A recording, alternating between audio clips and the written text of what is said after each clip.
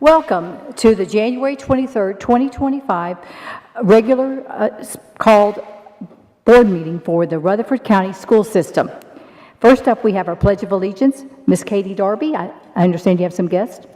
I do. I would like to welcome from Rocky Fork Middle, Mr. Reggie Coleman, and he's brought with him tonight Danica Arita, Bailey Elzy, Sebastian Nice Vasquez, Brandon Gabriel Garcia, Cohen Mann, Mason Williams, and Riley Johnson to lead us in the pledge tonight.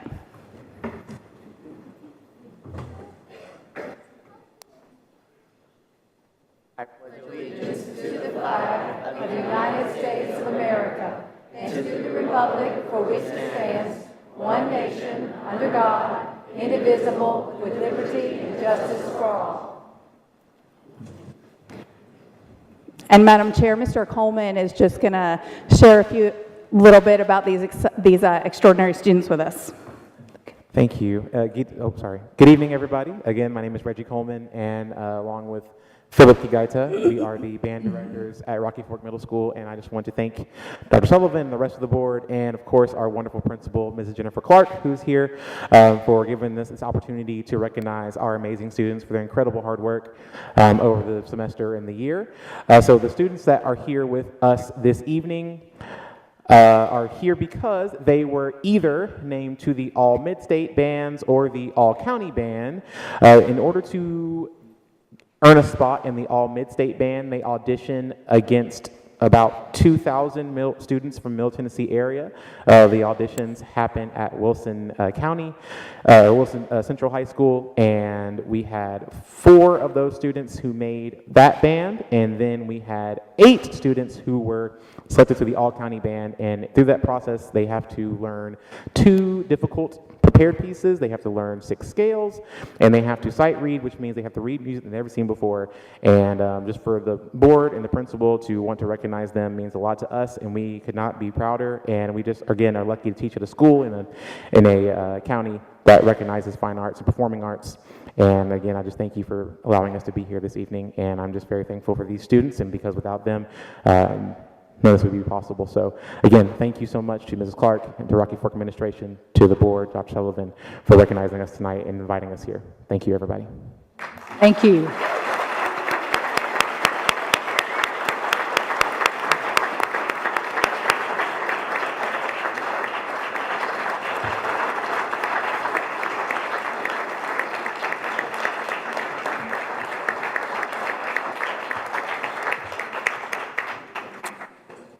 Before we have our moment of silence, I will ask everyone to please pray for the families, the students, and the administration of Antioch High School and Metro Nashville after the horrific shooting. Bow your heads, please.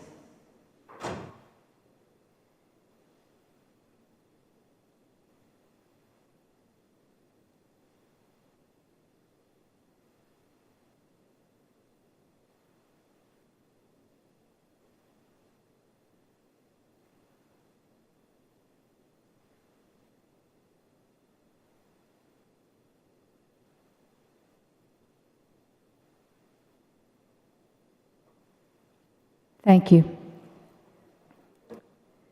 First up, we have the approval of the agenda. I'll give you a moment to take a look at it.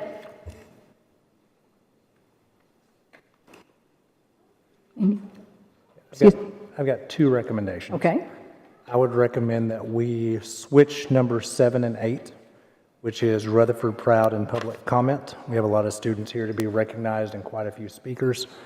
And then I would also recommend that we move number 12, which is security software, to the close to the end of the agenda, number 20. Move it to number 20. So that'd be my recommendation. Switch number 7 and 8, and then move number 12 to number 20. So move. Second. All in favor say aye. Aye. Aye. Now I'll entertain a motion to approve the agenda. Move to approve the agenda. Second. All in favor say aye. Aye. Motion passes. Next, we have the consent agenda. I've got some changes there too. I have 2 new nepotism requests. One is that came in today, so I requested the board go ahead and review these. Nicholas Smith is a custodian at Riverdale, and then Katie Armstrong, a SPED EA at Browns Chapel Elementary School. Again, neither one of those will have supervisory roles with whatever their nepotism reason is.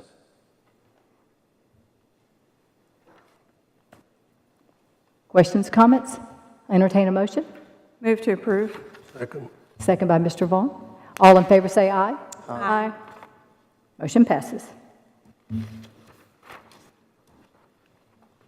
Next, we come to our guest speaker portion. We have Mr. Shane Wickwire, the Executive Director for Springs Empower Academy, to update us. All right. Well, thank you very much. It's an honor to be here in front of the board today. I am Shane Wickwire. I'm the Executive Director of Springs Charter School. We are the small charter that's new this year in Rutherford County. We're at the Boys and Girls Club in Smyrna. So I know you got a lot on your agenda tonight. I'm not going to take up too much of your time. I just want to share some of the good news at our little charter school. And I've got a few speakers here who just want to share real brief what's going on at our school and what they love about it, so you can hear from them. Like I said, we're at the Boys and Girls Club in Smyrna. We're a free public school. Our teachers are state certified, and they're evaluated in the same process as the district teachers. We are K-5 this year. We'll be adding 6th grade next year, and eventually we'll be K through 8. We just completed our first semester this year. We have about 180 students. Class sizes are about 18 to 20. And some of the highlights this year so far, we have our student leadership, and I have a couple of students who made it out here this evening to share their evening announcements. They do the morning announcements for leadership, so they'll be cute and brief, and I think you'll like them. We have a parent booster club. They're very involved. They've started a lot of fundraisers already. We had a big festival in December with jumpers, an obstacle course, a barbecue. You may have seen us if you were at the Smyrna Christmas parade. Maybe a lot of you were at the Murfreesboro parade, but we had a float there, and we had our cheerleaders on there that our booster club helped make happen. And next month, we're going to have a father-daughter dance. Like I said, we have a cheer squad, and that's kindergarten through 5th grade, and they're adorable. Maybe they'll perform for you one of these days before your meeting gets going. We're going to have our first basketball team starting in a few weeks. We're going to be adding a chess club and soccer team this semester. And finally, I wanted to share some of the good news on our iReady growth. We grew 9 percentage points from the first window to the second, and 10 percentage points in ELA, so we're excited about that growth. All right, I am going to turn the microphone over to a couple of young ladies at my school that do the morning announcements. They're amazing, and they're really nervous. I told them we probably have more students at our school than are here, so they're used to a big crowd.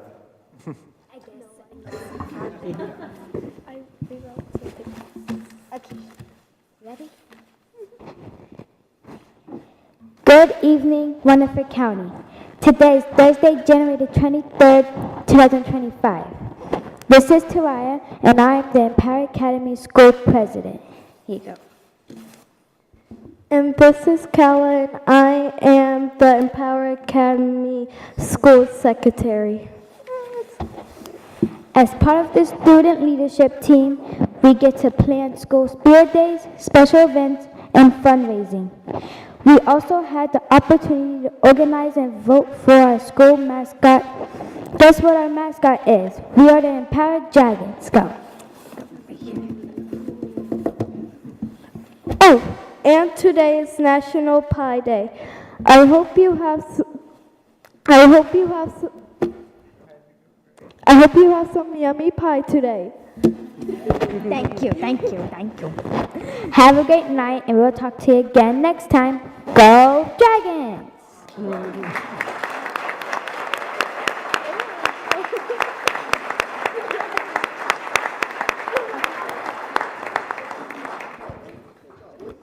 So we're building leaders, so it's great to see them learning how to be comfortable in front of an audience, so that was a big deal for them.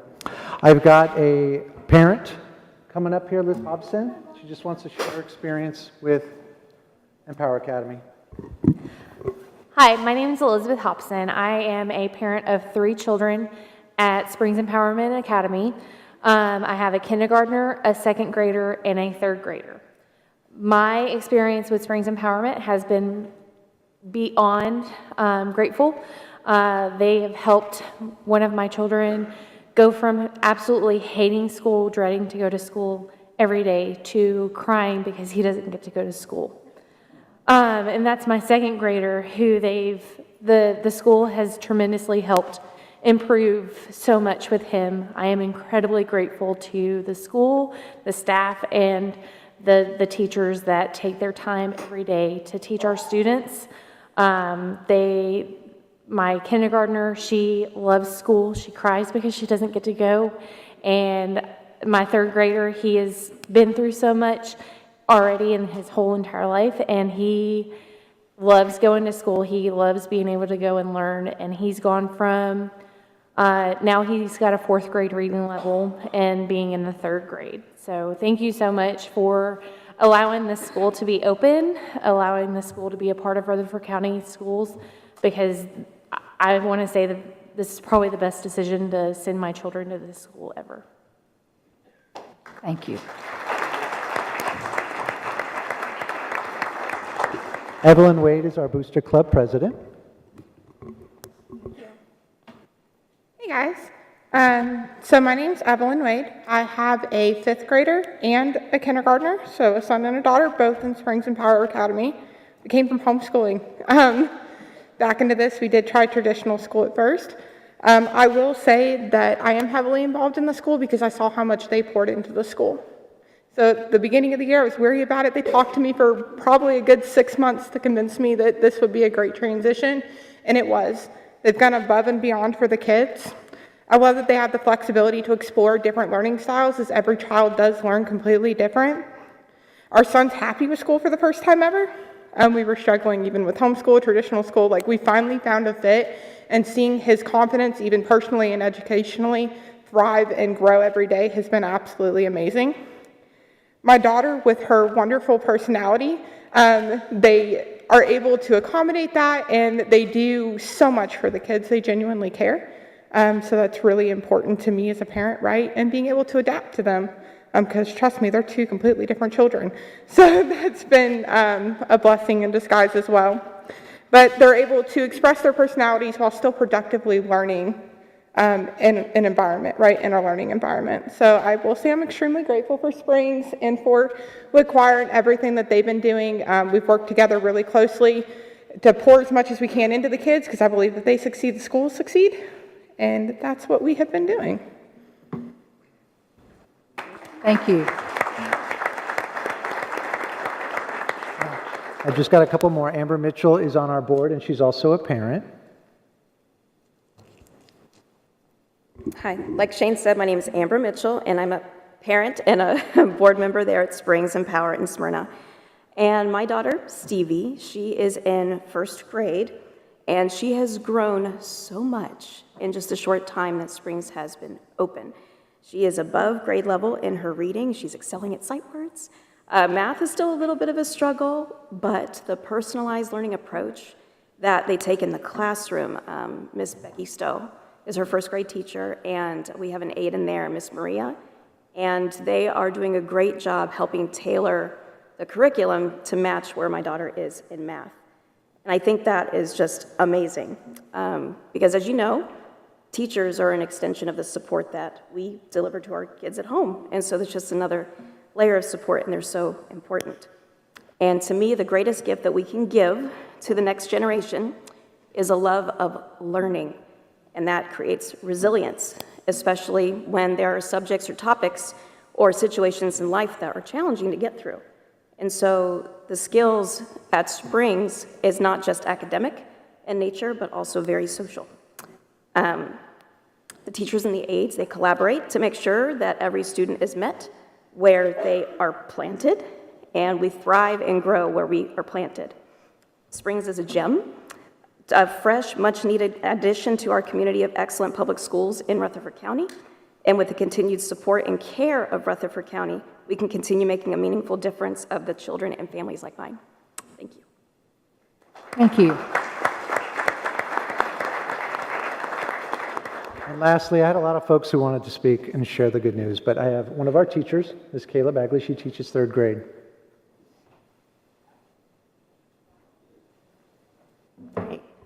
Hi, I'm Kayla Bagley, and I teach third grade at Springs and Power Academy. And in my first semester at Springs, I've learned that it is not a school of conformity, but it is a school of opportunity.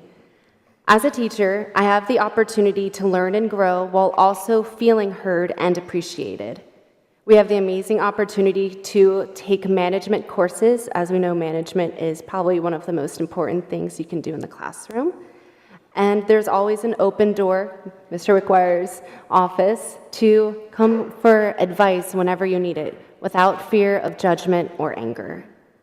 I have the opportunity to honestly share my thoughts, and I also have the opportunity, most importantly, to advocate for my students.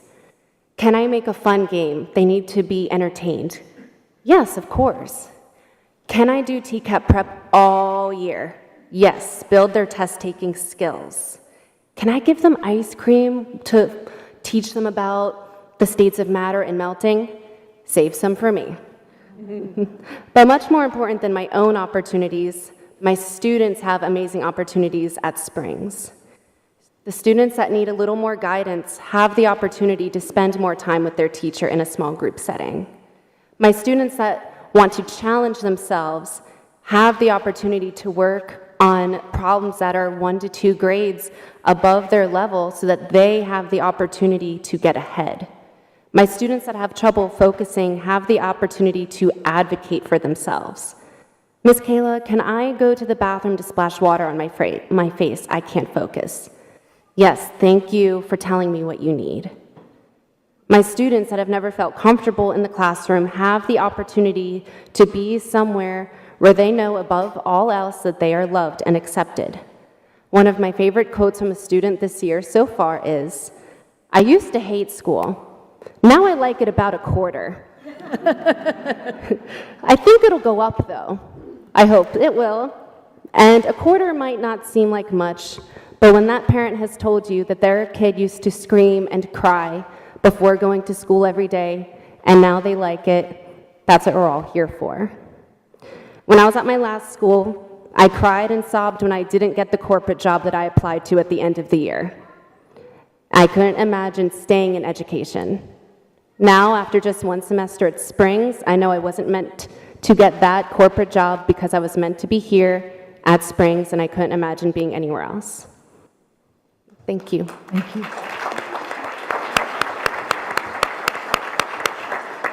So they said it way better than I could. Thank you again, Rutherford County. It's an amazing county. You're doing wonderful things. We're just another choice in the area. And I just wanted to share a little bit about what we're doing, this little charter school in Smyrna. So thanks again for your time. Truly appreciate it. Thank you.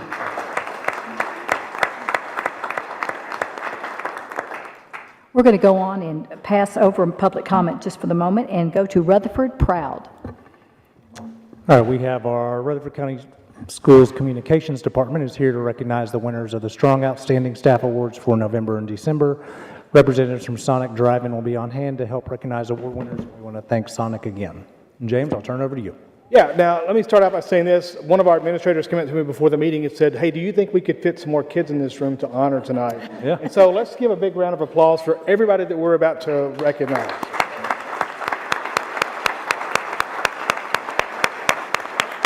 It's a good problem to have. I think we need a bigger boardroom so we can get some more kids in here. But we're going to start out tonight with our staff awards, and these, like Dr. Sullivan said, are brought to us. They're sponsored by the Sonic Drive-Ins in Rutherford County. And Mr. Spraggins, are you here? I know there's a lot of people here. Okay. Mr. Spraggins is here, and I'm sorry, Mr. Spraggins and Mr. Allen here. They are both supervising partners for the Sonic Rutherford County. I'm not going to try to say Allen's last name. I'm sorry. It's a long one. But we have 4 wonderful employees tonight to recognize. One's a bus contractor. We're going to start with that. Mr. Gary Carter, are you here? All right. Mr. Evans, excuse me, I've got a letter that I've been sent, if I can read that one. Sure. For Mr. Carter. Thank you. Go ahead. Come on up, Gary. So it says, Dear Gary, I hate that we couldn't be there to support you tonight. We love you and we are so thankful we work for you. The students, principals, drivers, and the school board of Rutherford County are blessed to have you. You are loyal, you are kind. The knowledge that you have with logistics and how you manage to make it all work and still help others out is astonishing. You don't ever get the recognition that you deserve. Today is your day, and you deserve everything that has been said about you. Thank you for being the best boss, and we are blessed to have you. We love you. Natasha and Robert Brooks. Okay.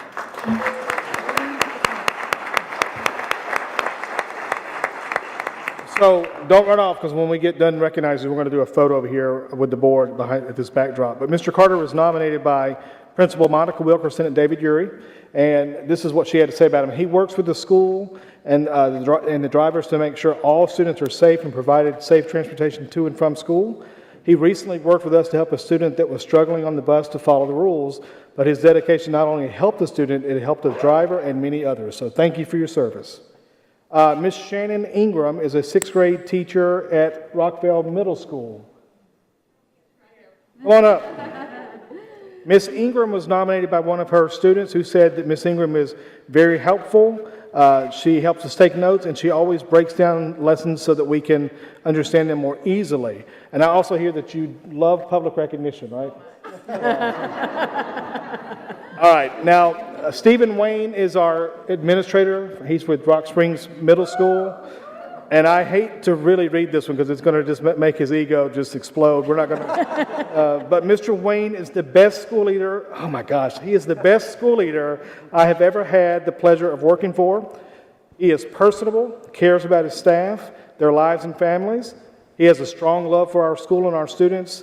He is very involved with our PLCs, data meetings, and is present in the hallways and classrooms always. Mr. Wayne is respected and loved because of his high expectations and high level of support for our staff and students. We are very thankful to have him as our school administrator. So thank you, Mr. Wayne. I heard him. I didn't say it. Okay, and then last but not least, Jesse Geesley from Rockville Elementary School custodian there. Is Mr. Geesley with us? Okay, apparently you are the most popular custodian in the county. Mr. Geesley, I'm going to give you data to support that. Mr. Geesley received 55 nominations. Wow. I think every teacher at the school.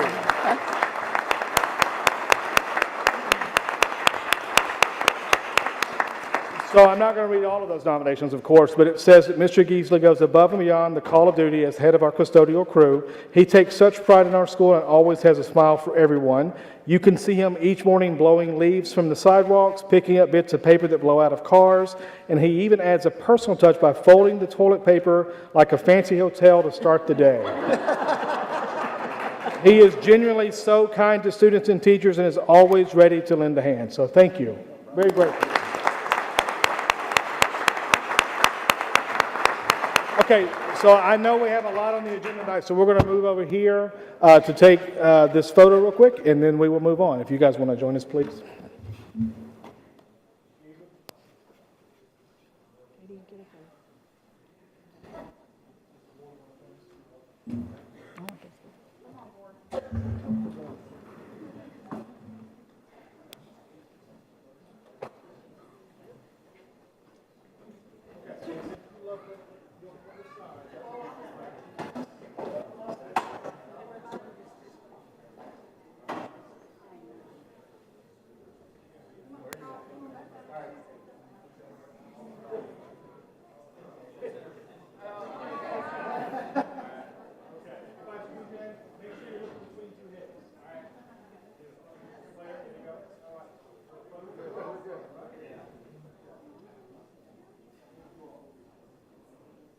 I'm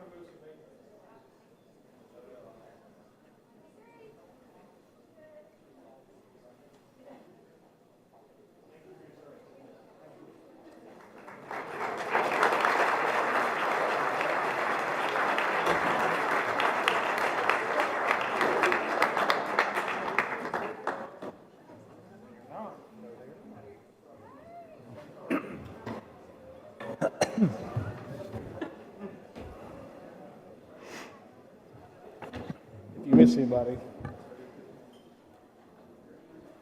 Okay, and so the next thing we're going to recognize a lot of athletes tonight, and I'm going to turn that over to Coach Harris to do that in just a second. I do want to say, though, one person, there's a lot of coaches in this room, and they do so much for kids, and I would be remiss if I didn't thank Coach Wyndham, and Coach Now's probably here too, Coach Leach, and where's Mrs. Coach? Is she here? Okay, so they coached my son through cross country at Central, and I mean, it's like having another set of parents. They just do so much to help, and I'm just grateful for all the coaches in the room, but especially those who I know personally. So thank you for your service.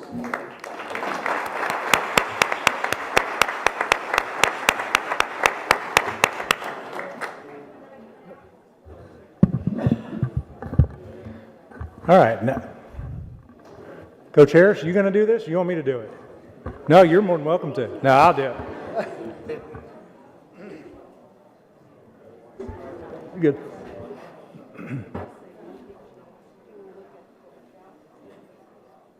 I can do it, Coach Harris. If you want me to.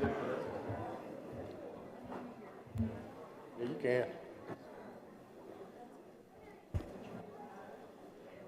First of all, it's great to be here tonight. Just to honor all of our great, outstanding athletes and coaches that we have here tonight, and a lot of our state champions. But we're presenting several athletic teams which have won state champions during the fall season. We're going to start tonight with Oakland High School, the 2024 Blue Cross Bowl state champions, and head coach Kevin Creasy will come up, introduce his players, and he will say something about his team and coaches.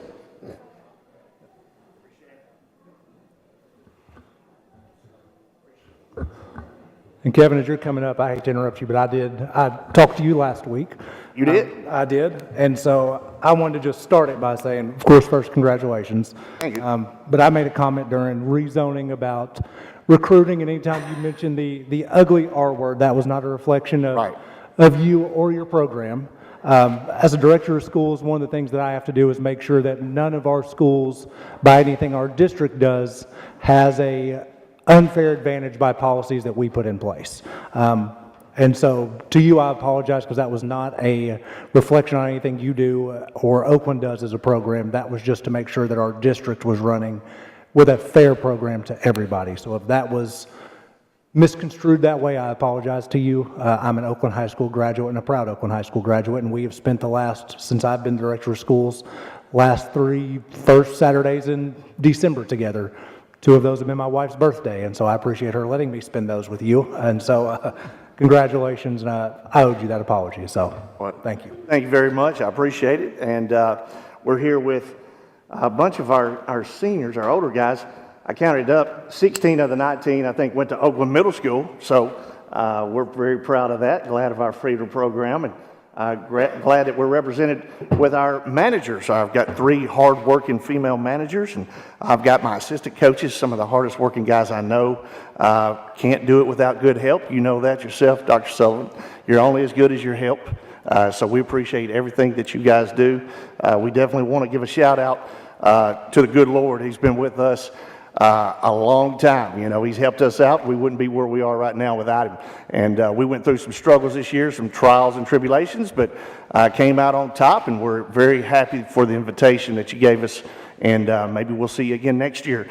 Real quick, guys, if you would just come up, say your name, and we want to recognize you real fast, just the players, and then we'll get out of your way. My name is Preston Rose. My name is Emarion Woods, and I play safety. I'm Darion Adams, and I play offensive line. My name is Kyler Creasy, and I play quarterback. My name is Cullen Williams, and I play outside linebacker. My name is Keeson Stewart, and I play center. My name is Reese Smith, and I play offensive line. My name is Will Millsap, and I play running back. My name is Quinn Norfolk. I play O-line and D-line.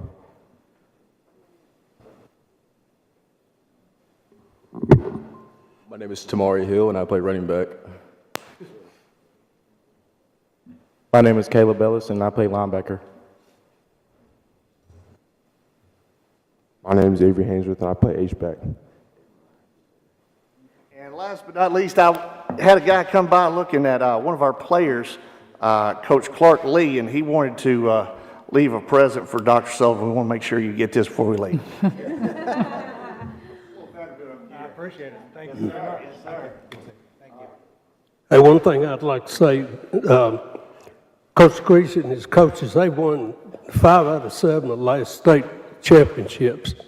These young men have won 3 out of 4. And if it hadn't poured down rain like gully washers, we'd have won, y'all would have won 4 in a row. Because we showed them this year that we were the better football team. So, hats off to everybody. And, you know, at Oakland, we don't recruit, we just have programs where kids want to come and play. So thank you, Coach.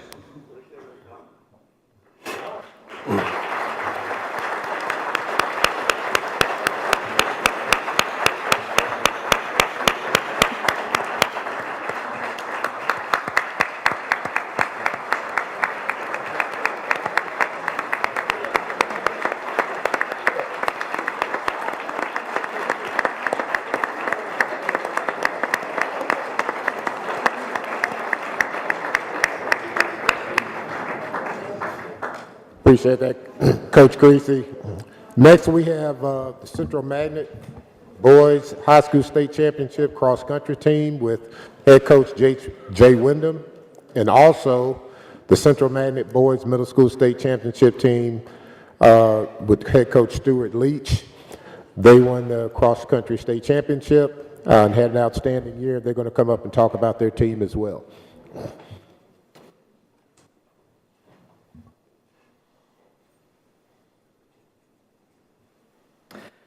Hey, my name is Jay Wyndham. Thank you so much for having us. I'm the head coach for the guys cross-country team. Also have our assistant coaches here, Lacey Now and Clay Dyer. And we wanted to recognize the Division I AAA State Boys Champions. So our 7 guys who raced at the championship were Ty Brown, Blake Nutter, Henry Nance, Aiden Walker, Harrison Hamby, and Nate Dyer. And our 4 alternates we have with us here tonight as well are Luca Guevara, Ben Hogan, Jaden Yoder, and Miles Ritter. So these 11 guys made up our Siberian Tigers training group. They trained together the entire season from June to November. Cross country is similar to golf. If you're not sure, you want to have the lowest score possible, and your 5 fastest runners are the ones who score for you. So competition was really tough all season. We had a lot of ups and downs. And everybody had a role to play, and we were really proud to see that happen. It was not a blowout. Everybody had their mark and stuck to that. For several of our scoring runners, they all run a 5K or 3.1 miles, and all of them ran between 16:08 and 17:15. So this is not a sprint, but for several of them, running a mere 5 or even 10 seconds slower would have been the difference between finishing first and second. So really proud of them for making a plan, sticking to it, and executing well. Just a few highlights from the season. This was our guys' 4th consecutive region championship. This is the 3rd boys state championship. This is the 14th consecutive state meet appearance for the guys. Henry Nance, one of our seniors, was also a runner in the, a runner in our top 7 for the 2021 state championship team. Blake Nutter, a sophomore, earned all-state recognition for finishing the top 15, as did Ty Brown for his 3rd consecutive season. So wanted to congratulate them for that. We have 4 seniors up here. Our theme for the season was legacy, and we really think that they have helped to establish a legacy and look forward to the future in general, but especially the next few years with the young team. Finally, just wanted to emphasize that these guys are more than just athletes. They're great athletes, but more than just athletes. They're impressive as much, in some cases even more, off the cross-country course as they are on. Up here represented, we have a national merit finalist, perfect 36 on the ACT. We have others. Ty has composed literally hundreds of original music pieces, and each one of them is in possession of an incredible character. So finally, just wanted to say thank you to you, to district staff, to the board for supporting us. Thank you to our school administration. Dr. Ash is here, but thank Ms. Huffman, Dr. Guthrie, and especially Mr. Nichols, who helped to establish this program, spent 10 years coaching the cross-country team, and has mentored me. Also want to thank Mr. Leach, who is here tonight. He has coached, I can't even count, the number of championship teams he's coached for our middle school team, and coached most of these guys standing up here, some of them to a championship when they were in middle school as well. Thank you to our parents, and then also the team members who did not race with us, but trained with us the entire season and helped to make a fun and positive team culture. So thank you so much for having us. We hope to see you again here next year.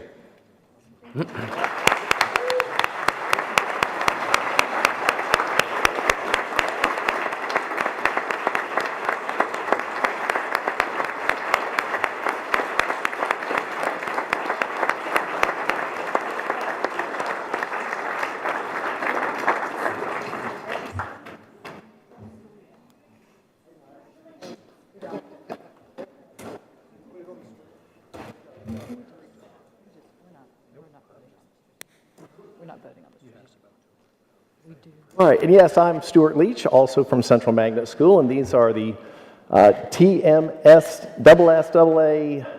Class A Boys Champions of 2024.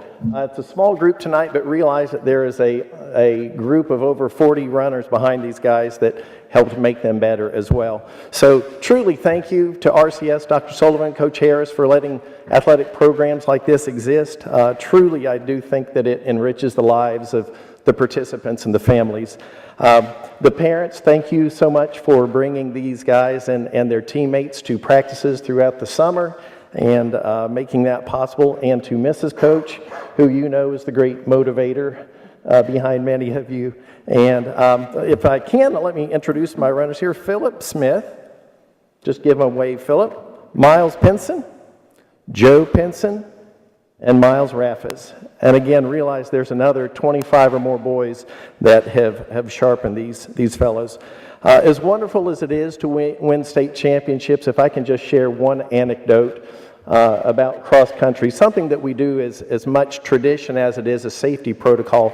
A lot of times when my fastest runners get back and they've done their job for the day, they've done the distance, and usually this is a long run of many miles, I will ask them to go back and we call it run sweep. And what run sweep is going back and just making sure that everybody has gotten back safely. And I tell you what, it's a reflection of their character and their work ethic, and as much fun as it is to win, when they do that for me and they cheer their teammates in with great enthusiasm, that touches my heart. So I truly appreciate the opportunity to be a coach, and I just wanted to say I am thankful to God for the opportunity to coach such a fine group of boys and girls. So thank you so much.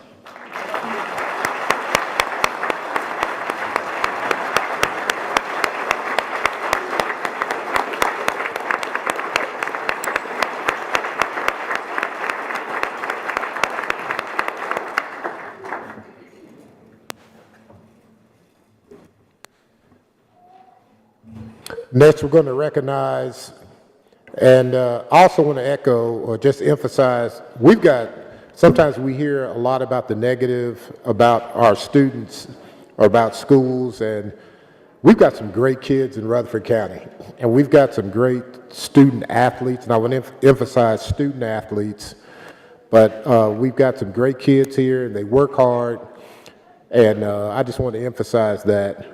We've got some great teachers and coaches who are going far and beyond to help our kids, and parents who are very supportive.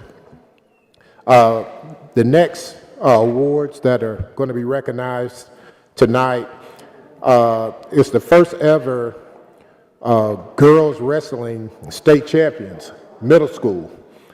And these young ladies are, and this is nationally, I want to emphasize, national state middle school champions in the country. And these young ladies from Blackman, and also we have a young lady from Stewart's Creek Middle. So we're going to have the Blackman state middle school champions come up first with their coach, Dalton P. Cantrell. If you'll come up and bring your team up first, and bring your young ladies up here as well.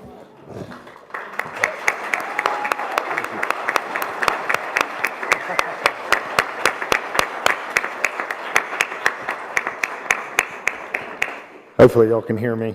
So good evening, everyone. These are the girls. They're fantastic. I'm missing a few of them, but it's an absolute honor to stand here in front of you guys and be able to brag on them. Also, to be a coach at Blackman Middle School has been a dream for quite some time.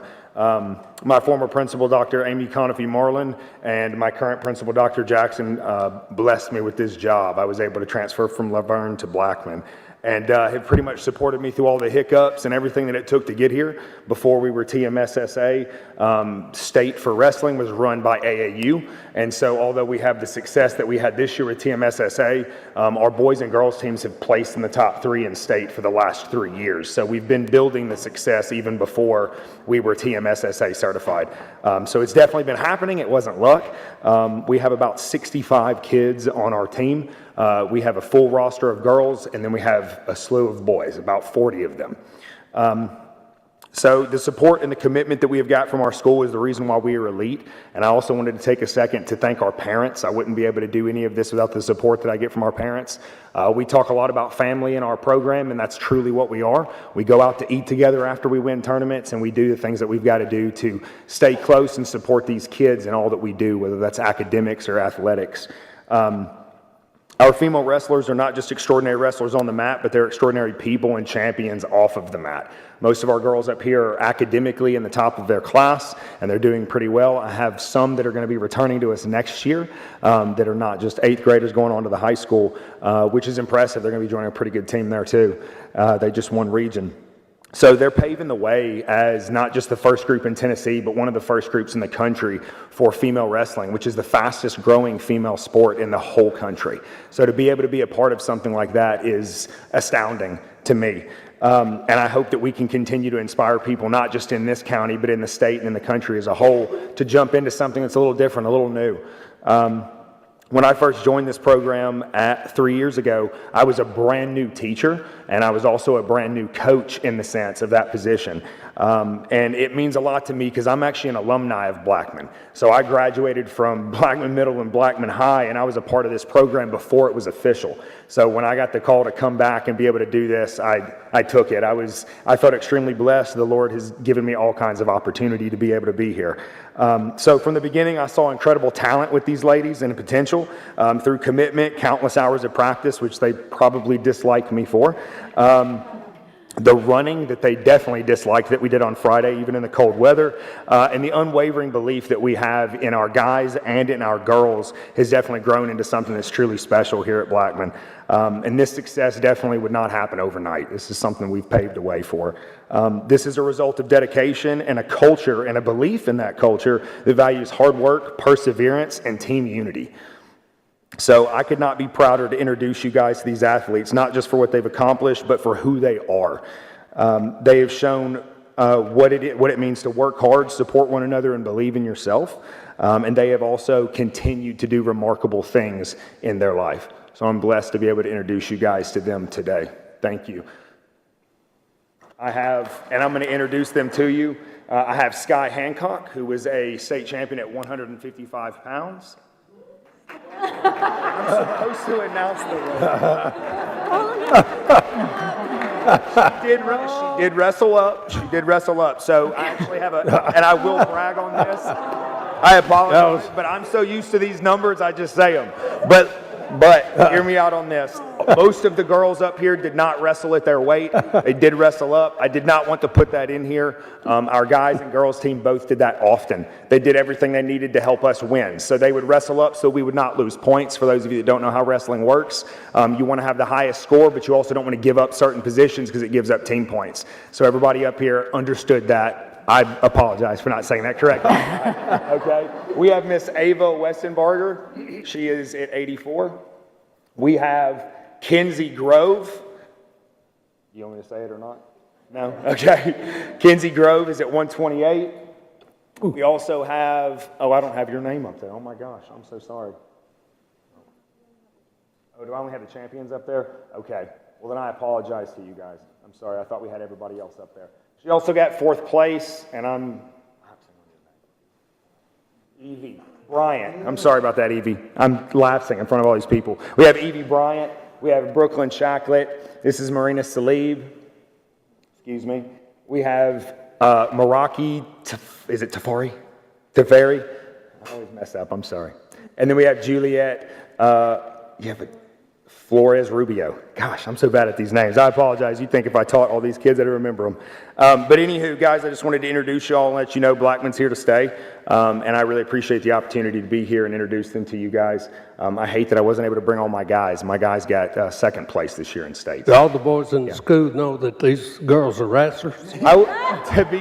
To be honest, I don't catch a lot of grief from guys with any of these girls. They handle their business. I bet you don't. So most of these girls also built a season record wrestling guys. Most of the time, as girls wrestling is growing, they oftentimes have to catch many of their matches in order to qualify against guys. So a lot of these girls that you see have already beat those middle school boys. So I love that, and I love bragging about that too. So love them with all my heart. But I appreciate it. Girls, do y'all have anything you want to say? No? You're all nervous? You're all nervous? I apologize. Thank you guys. I appreciate it. Congratulations.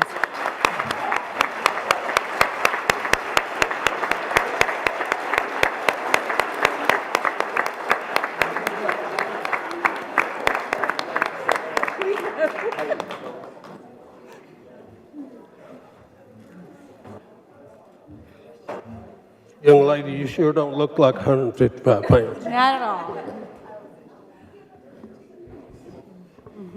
Okay, our next award winner, our last award winner is state champion. Is from Stewart's Creek Middle, and Coach Phillip now will come up and present that award.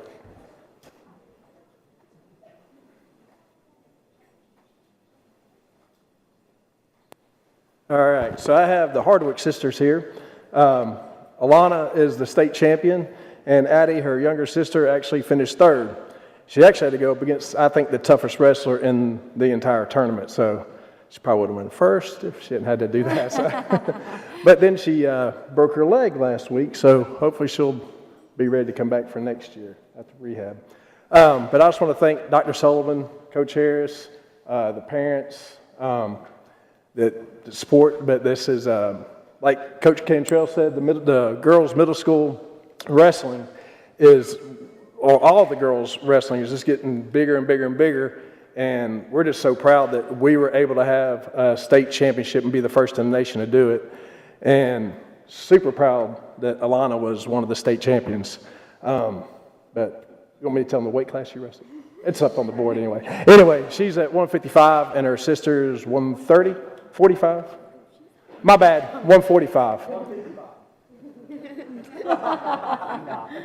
Yeah, anyway.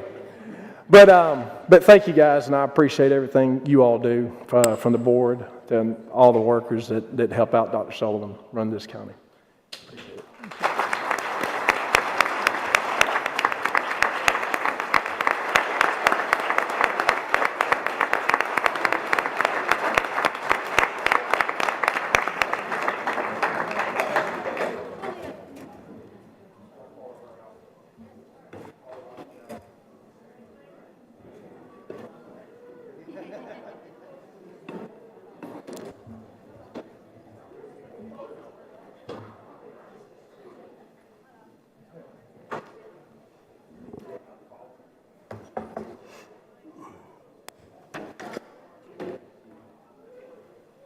Well, hello, everyone. I am really excited to be part of the Rutherford Proud, and Tyra Pilgrim, Rutherford County School CTE Director, and I get the privilege and honor of working with the best teachers and students in the entire world. And so I would like to introduce Emily Marshall. She is our CTE specialist and former ag teacher, and we are tonight going to recognize our national National.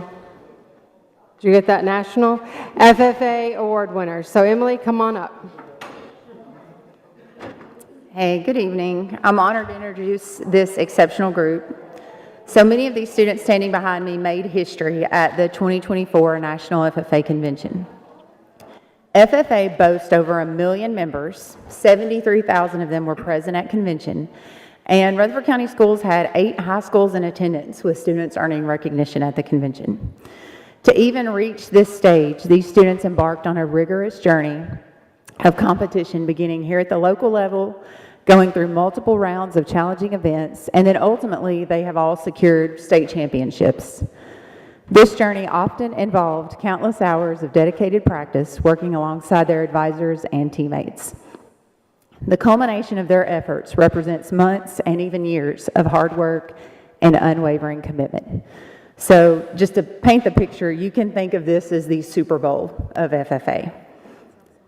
Our members, one member attributed a first for this whole district, Garen Hamby of Eagleville, and he's not here because he's actually pursuing agri-science studies at Texas Tech right now. He was named an American Star in Agri-Science, a distinction bestowed upon only 4 students in the nation, which recognized his work and accomplishments of 7 years of membership. Students from Stewart's Creek and Oakland earned national titles in areas of agri-science, presenting groundbreaking research projects comparable to doctoral level dissertations. Oakland and Riverdale members demonstrated exceptional knowledge and teamwork in leadership development events, securing national ranks, some first for their schools. And then 14 Tennessee members were selected as national voting delegates, and our district proudly secured 2 of those positions, where students were actively participating in the democratic process. They were writing and voting on motions, and these motions will shape the future of FFA. FFA members learned to navigate complex leadership situations, conduct advanced scientific research, and develop critical thinking and problem-solving abilities that are necessary for success in any career path, not just agriculture. I've been fortunate to be involved in FFA for nearly 30 years as both a member and a teacher. Witnessing the accomplishments of these students behind me is truly awe-inspiring and speaks testament to the programs that we have and the teachers here in our district. I know I'm biased, but we easily have some of the best programs, not only in Tennessee, but in the nation. Periodically, we are fortunate to have an administrator attend convention, allowing them to gain a deeper insight and hopefully a greater appreciation for what this organization and others like it contribute to students, the district, and the community.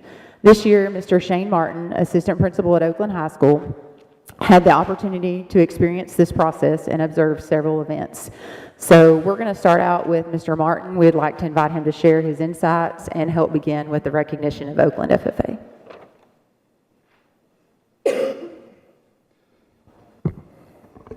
Thank you, Ms. Marshall. Good evening, everybody. I wanted to take a moment and thank you guys and your support of these extracurriculars, not just this one, but the one we had previously. When I went on this trip, Mr. Marshall allowed me to go, and I thank him for that, and I would encourage more administrators to take part in such things. You know, she mentioned it was the Super Bowl. The magnitude of this event was truly impressive. It really, truly was. And myself, growing up in athletics, and then eventually becoming a teacher and coach and then an administrator, I have an appreciation for the dedication and the discipline it takes to achieve excellence. But I had no experience in FFA. And the moment that I walked in to watch our agricultural issues team compete, immediately it was an eye-opening experience. The amount of time, the care that they took, and the dedication and energy they put forth in that. They did a 15-minute skit defending a dissertation, counterpoints and counterpoints, points and counterpoints, and then fielded questions from judges, unknown questions that they had to scramble and have answers for. And to finish second in the nation is really, truly remarkable. And as I watched all the competitors all week, I tried to reflect on my experience as a student and as a teacher and try to draw parallels in the appreciation that I could have for this. And some things came to mind. First off, the countless hours of hard work and guidance from the coaches, the teachers, just like we had the previous state champions. All of those are unmatched. The cultivation of teamwork, to build a team to be able to achieve success, is top-notch. And truly, I think most of what I gained from it, it was really the embodiment of what a comprehensive public high school can offer kids, something to latch on to and to really pour themselves into, and RCS continues to lead the region in that. And so with that, I think all extracurricular activities should be celebrated for their commitment to excellence, especially when excellence is achieved. And then all levels of dedication are aligned, regardless of the sport or the extracurricular activity. They're all aligned in just a different arena of a competition. So for the students, I was inspired by the courage you pour yourself into that, something you love, you chased your dreams, and on the way you're forming lasting relationships and probably future opportunities at the collegiate level. So congratulations to each of you, and thank you.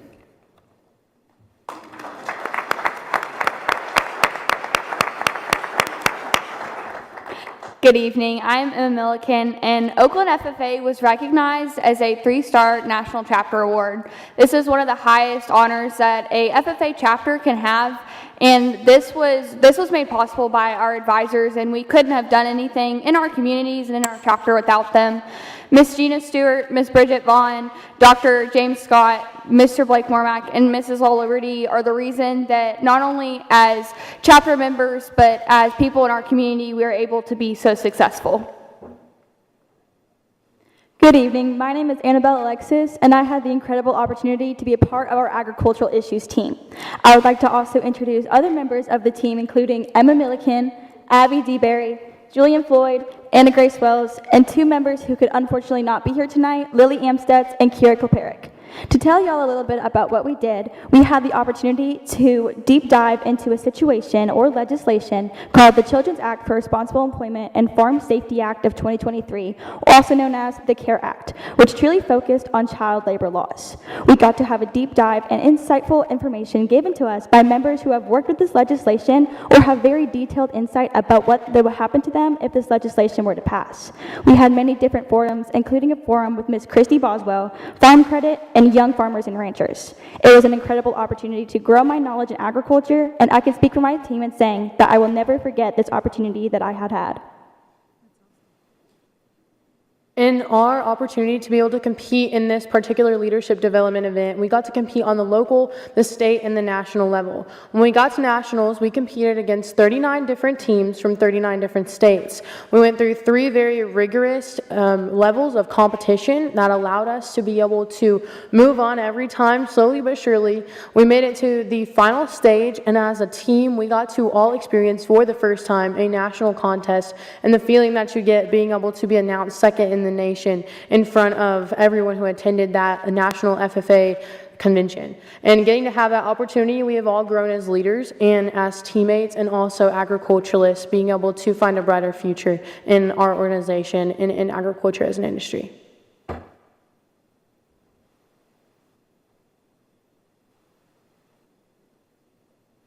My name is Emma Goff, and I had the opportunity to serve as one of the 14 delegates at National Convention, where we sat in on meetings such as committee meetings and also business sessions where we would vote on changes and improvements to National FFA. I'm also one of the youngest delegates that was chosen to go and have this amazing opportunity, and I will never forget it. I'm Bridget Vaughn, one of 5 agriculture teachers at Oakland High School, and we had several students that were able to compete in the National Agri-Science Fair contest this year. One student, Ezra Hall, was unable to be here tonight, but she partnered with professors at Middle Tennessee State University to conduct collegiate-level research on cover crops and their impact on soil health and soil fertility. She won the State Agri-Science Division 5 for environmental systems and went on to place 7th in the nation overall.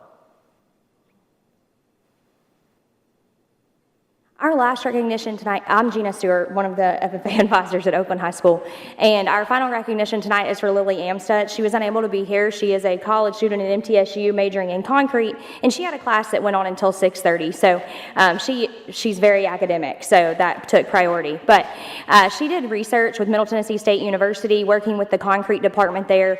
She completed hundreds of hours with them running tests and trials, and I'm proud to say that she is the first national winner for Oakland High School and Oakland FFA, so we are very proud of her and her accomplishments. We could not do what we do as FFA advisors without the support of our administration. It takes a team of hardworking FFA advisors, but at the end of the day, no matter how much we want to do something, we can't achieve that without the support of our administrators. And so to have Mr. Martin go with us and really get to witness that, and to have just great administrators like Mr. Marshall who really pour into our program is something that we can't put a value on. So thank you for supporting us and allowing us to travel across the country and take kids everywhere. And we are proud to bring back those titles to Rutherford County. So thank you.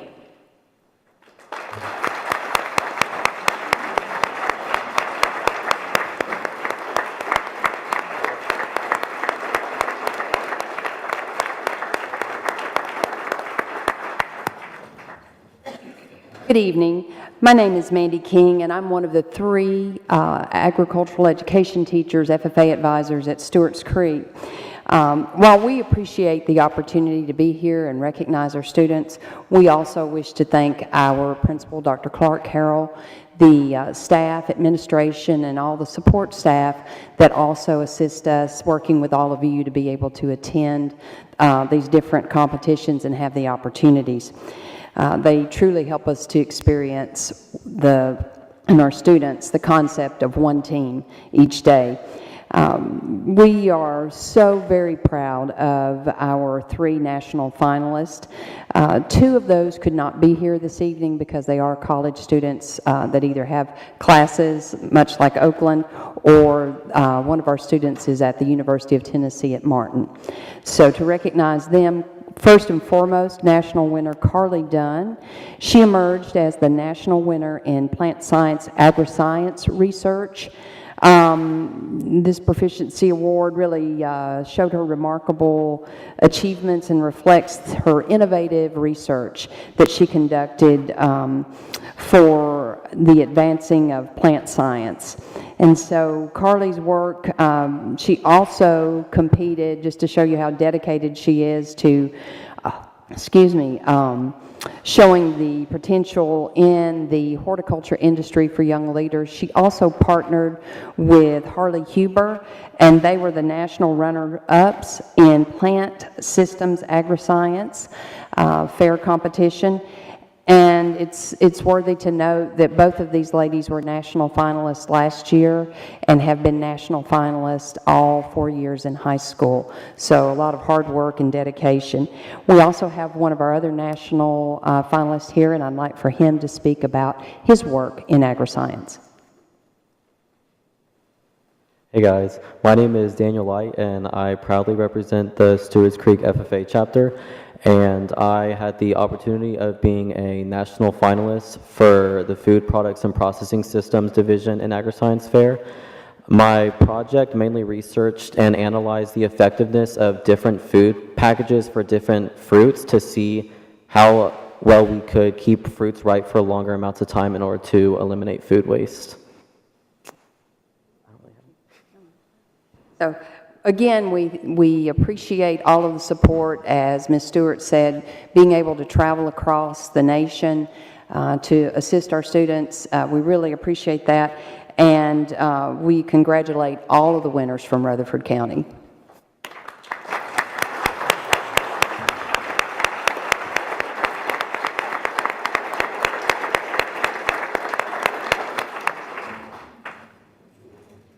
Hi, I'm Paige Jones from the Riverdale FFA chapter, and this past year I had the opportunity of participating in the Creed Speaking LDE competition. I was able to go and win state, and then I received bronze in nationals, and it was such an amazing experience, and I was able to grow so much in so much of my knowledge, and I'm so grateful for that opportunity, and I'm grateful for being here tonight, so thank you all for having me. So one of the things that Paige, I'm Ashley Shaw, I'm one of the ag teachers at Riverdale. One of the things that Paige didn't mention is that the Creed Speaking LDE is a freshman-only competition. So for a freshman FFA member to not only compete at state, but also on the national level and do so well is something that was really exciting for us. The other cool thing about Paige is her mom was actually a state winner in the Creed Speaking LDE. So it was kind of a family affair, which is something that was really cool for us. Thank you guys for having us here tonight. Thank you. And then I'm Chad Lewis. I teach ag mechanics at Riverdale. Thank you all for letting us be here tonight, and thank you to our administration, our faculty at Riverdale High School, especially Ms. Blair, who's with us here tonight, support us. We wouldn't be able to do what we can if it wasn't for the support of her and the rest of the staff at Riverdale. So thank you.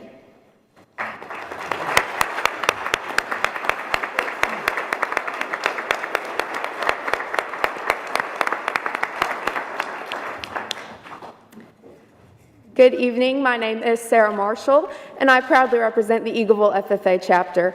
And during the week of National FFA Convention, I had the opportunity to serve as one of the 2 out of the 14 delegates as a National FFA voting delegate. I got to sit in different committees and learn about parliamentary procedure, and not only that, but make friends from all across the state and just really learn about all the differences we have in and out the organization.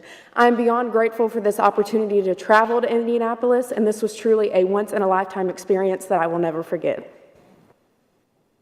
Hello, I'm Katie Parks, one of the agriculture teachers and FFA advisors at Eagleville. We are incredibly proud of Sarah and all of her accomplishments, but I also want to bring attention one more time to Garen Hamby and his outstanding accomplishment by earning an American Star finalist in agri-science. He put countless hours and years of work into this, and we are extremely proud of him. I would also like to extend our gratitude and thankfulness to our administrators, and especially Mr. Pedigo, for being here tonight and supporting our FFA members. I'm Bruce Haley, FFA advisor at Eagleville School, agriculture teacher. Been at Eagleville School for 42 years, and in all those years we've had many state winners, many national winners, but this year we had a first with Sarah. She's our first delegate to the National FFA Convention, voting delegate. There's 475 picked each year from across the nation out of 1,027,000 students. Wow. And she was one of those out of 1,027,000 students. So a great honor for Eagleville School, great honor for Rutherford County. And we're so appreciative of what you do, Dr. Sullivan, and this board. Mr. Pedigo, we appreciate you coming tonight. We appreciate Tyra Pilgrim as our director of CTE. And again, many, many times we've won many, many things, but this is a first. And Sarah is a great FFA student, but she's even a better person. Thank you. You know,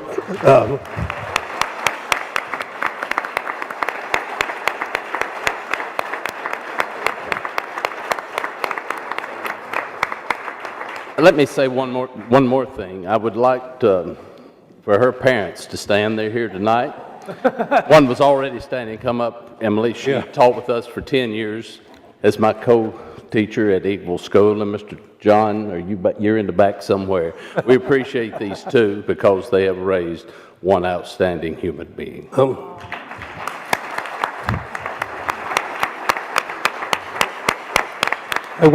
One thing I'd like to say before Bruce gets away, Bruce has been a man that has taken the 4-H program and the ag program in Rutherford County to new heights.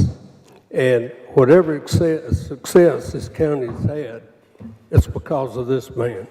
He doesn't get enough thanks and recognition, but he has had a phenomenal program at Eagleville. And when I was teaching at MTSU, the teachers we had, they wanted to go teach school at Eagleville High School because of Bruce. But he's a phenomenal person, he's a phenomenal guy, and he's taken this program to new heights, and just thank you for everything you've done, Bruce.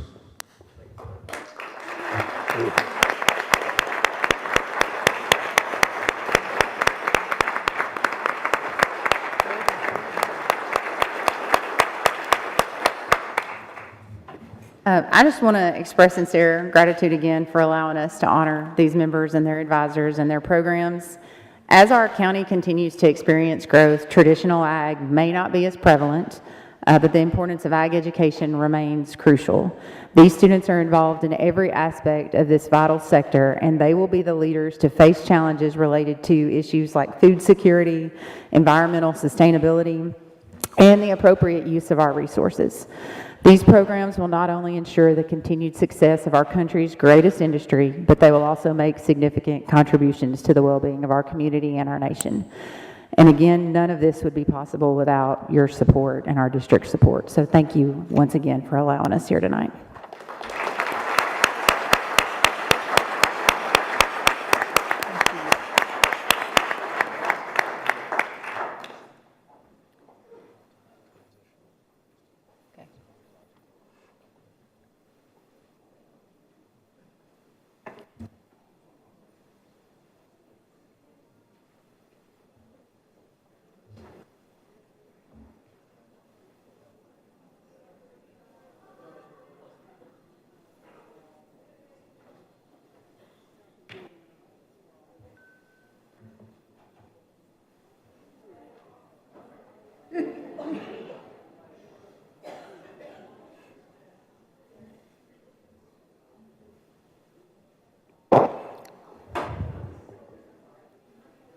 I still have my FFA coat. Do you really?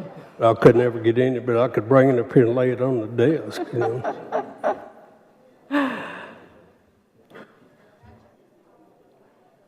42 years is very impressive.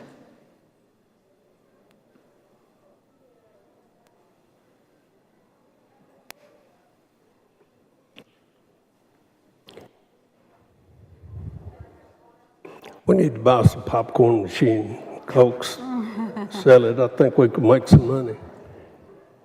Pay for a school.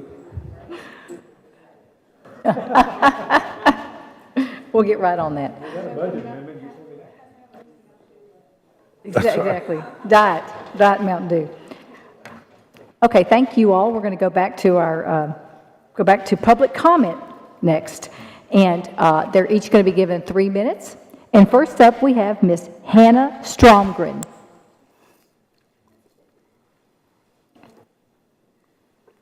We have 10.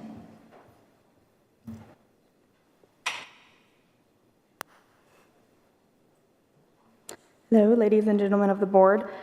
My name is Hannah. I stand here before you as a wife, a mother, an advanced EMT who has worked in a pediatric ER and ICU, and a graduate from Stewart's Creek High School. And I am here to speak about the book ban. Children want to be understood, valued, and listened to. Parents, and I speak from experience, don't always have the time or the patience to do this. Unfortunately, also, some parents lack the desire and compassion to give their children a safe environment to grow and thrive. And this is where you come in. Children, our students especially, need a way to understand themselves, challenge themselves, and allow them, even if just for a moment, to focus on a book of their choosing rather than the world around them. These books provide comfort to young adults in a chaotic world and help explain parts of the world their parents might not be willing to discuss. But ignoring it does not make it go away. People want to take that away because they don't like it, because their God might disapprove. That is very selfish. I might not read every one of these books, but if it helps just one child, isn't that the point? I also wonder, of all these people here, who has seen a child who attempted to commit suicide, lying in an ICU, searching frantically for the parents, and this 11-year-old boy successfully ending his life, or the countless teenagers who overdose on whatever they can find. Just me has seen that? And my question is this: these children who are so unhappy in the world they feel they can't continue living in it, if just one of these books provide comfort for them, help them answer a question about themselves, make them feel safe in a chaotic world, and momentarily at peace, why are we taking it away from them? People making this about Jesus and God, about threatening not to re-elect you, disliking books about race, gender identity, coming-of-age stories because it's not what they would read, and they find it uncomfortable, that is between them and whatever God they serve. And if making it about God helps them sleep at night, I hope they're sleeping tight in their narrow-minded bed, because the parents of children that have killed themselves sure aren't, and the children struggling with their identity, feeling lost and confused, sure aren't. But maybe the kids that get a choice and read something that gives them comfort, maybe they're sleeping a little better. I sincerely ask you to look at this from a misunderstood child's point of view, or just a child who wants to expand their love of reading, and not from your decades of life experience. It is not about you or me, a megachurch's desire, or re-election. It's about children. I can't not remember the things I've seen, the wailings and screams of parents that have lost their babies, no matter the age. I can't bring those kids back, no matter how much I've tried in the moment, but we can prevent it. You have that power, not me. Please use it for giving these kids a choice and not taking away what little they already have. Thank you.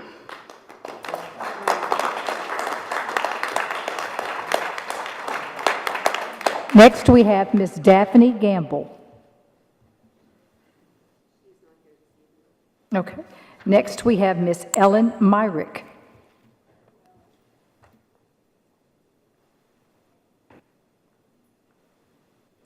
Thank you. Thank you for the opportunity to speak before you this evening. I am delighted that you agree that books have power. That power is celebrated by the Astrid Lindgren Memorial Award. You may know it because of Pippi Longstocking. You all read that, right? Yeah. It is named for her. And kind of like the Nobel, it is an award given to somebody internationally from a small Scandinavian country with outsized influence. Every 2 years, delegates from more than 80 countries submit one author to be considered for this ultimate honor that recognizes the author's very real impact on the lives of young people. The current winner is Laurie Halse Anderson, whose speak is on your list tonight. This is from the Astrid Lindgren Memorial Award. She is one of America's foremost writers for young adults. Her breakthrough novel, Speak, was published in 1999, has been translated into numerous languages. Her richly expressive novels for young people, she gives voice to the adolescent experience with sometimes brutal honesty. The yearning for love and belonging is a recurring theme for Laurie Halse Anderson.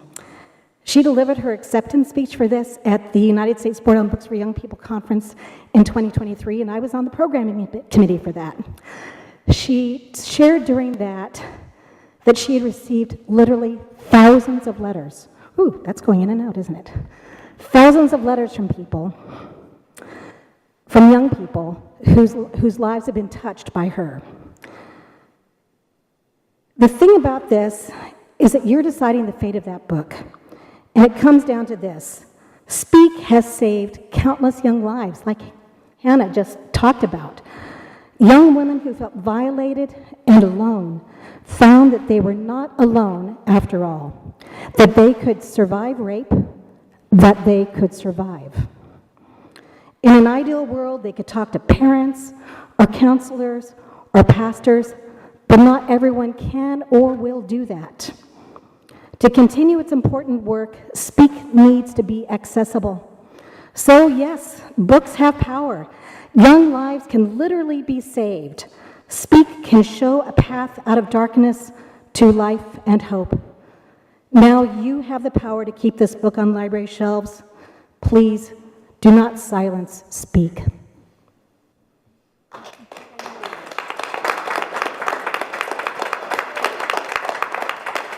Next, we have Brian Schuster.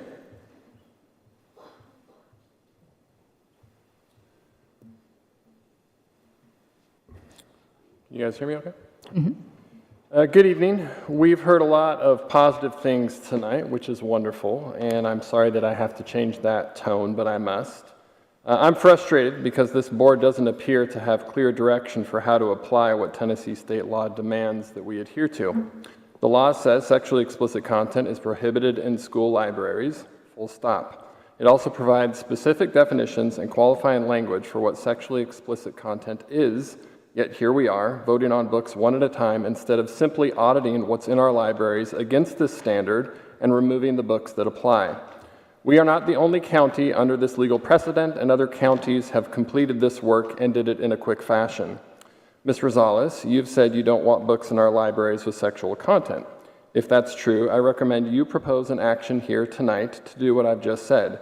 You're in a seat of power and you're empowered to do so. We should not be asking our librarians for their recommendations for whether they think content is explicit or not. We should direct them to inspect the books in our libraries, and where explicit content is found, as defined by law, those books are removed. Where there is uncertainty, those few titles should be brought to this board for their ultimate review and decisions. And yes, I'm suggesting we conduct this exercise with every single book in our libraries. 99% of them will very easily be determined as not sexually explicit. This is not a hard exercise for us to do, and allow me to demonstrate with our audience if I could. Audience, if you hear sexually explicit content, please raise your hand.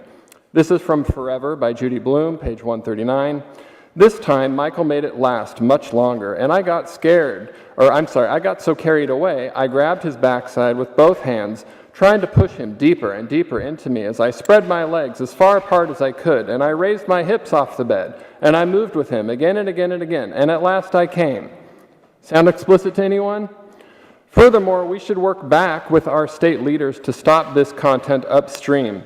We have laws prohibiting it, and it should be illegal for publishers to send it across state lines, the same way it's illegal for marijuana manufacturers to ship their products to our state because we prohibit recreational marijuana use.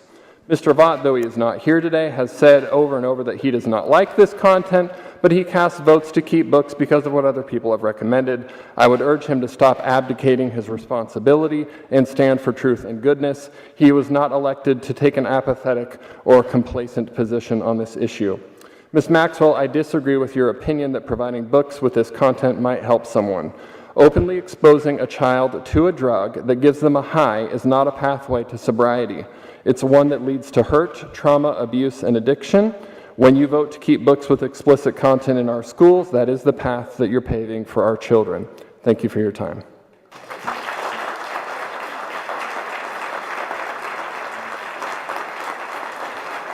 Thank you.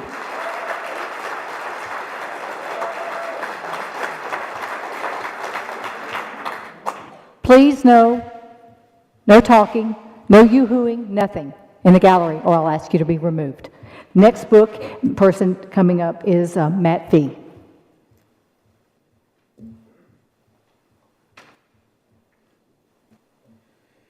Thank you, everybody. When a law is unjust, civil disobedience is required. Tonight, instead of addressing the board, I'm going to address anyone who is watching the meeting live or later on. It has become abundantly clear that the majority of this board has zero respect or trust for the professionals that have worked so hard on these reviews to produce recommendations that meet the needs of the students in our schools. Instead, they will twist themselves into pretzels, make multiple arguments that contradict each other on why they want to do this or that, and end up banning or placing obstacles in front of the books. This is where we are right now in Rutherford County. A very loud minority of the community brandishing Bibles, claiming to protect children and banishing people they consider their enemy, even though we are actually neighbors, have come with their torches to ban books and threaten anyone on the school board who dares stand in their way. And if they don't, they will try to get you thrown out of office. Don't let anyone here fool you. They will say they are not banning it, but if the book is no longer available in the school, it's banned in the school. 2 weeks ago, the first book that was on the list to be voted by this board, the title was Aristotle and Dante Discover the Secrets of the Universe. Really, the only thing in the book that was pointed out in the review was that the word masturbate was used once. And yet, in the infinite wisdom that is before us today, they chose to ban this book. I am still dumbfounded by this decision. Really. It's not just about that one. There is no consistency, except for Mr. Vaughn, who just said last time he wanted them all gone, while admitting he read none of them. I have no doubt that the book Speak will be removed tonight. It is a title about a child who finds her voice to speak out about an abuser after she is raped. It is a book that teaches an age-appropriate way to tell an adult when abuse occurs. But since the book banners are celebrating a rapist in the White House, I guess the book will be banned because it's more important to protect them than it is to provide info that might actually help a child that might be in this situation. I hope anyone that is watching will take my advice. We can't just sit back and hope that everything will be okay. We must be active in our community, or things like this will continue to erode our civil liberties. Join a group, speak out, do not comply in advance. We're in this together. Peace, I love you. Next, we have Gary Carter.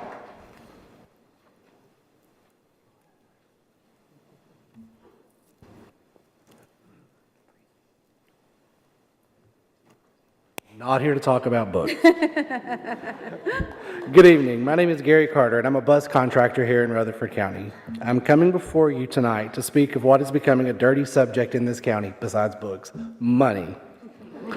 The bus contractors are asking for a 34.8% raise, but I want to share with you why we're asking for that amount. If you look at the cost analysis that was provided for you, you will see that being a bus contractor in this county has went up almost 50% over the last 4 years. In that same time frame, we were given a 14.7% increase. So 14.7% increase to cover 50% increase in cost. That doesn't also include the cost of living and inflation that have went up over these last few years.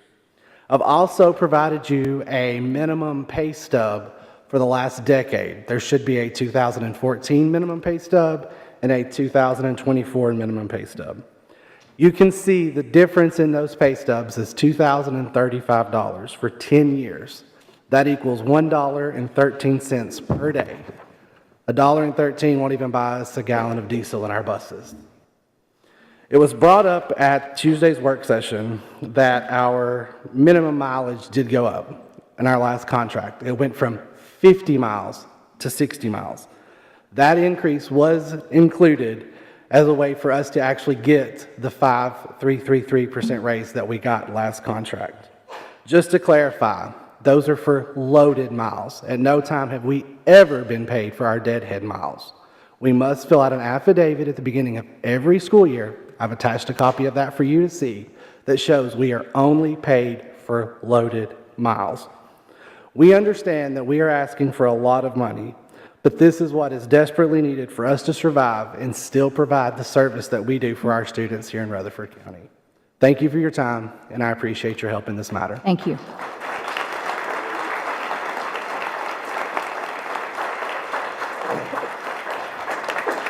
Next, we have Elizabeth Shepard.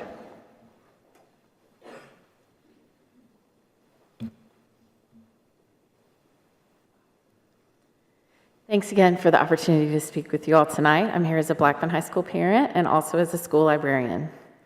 Author Laurie Halse Anderson said, "You can tell a book is real when your heart beats faster.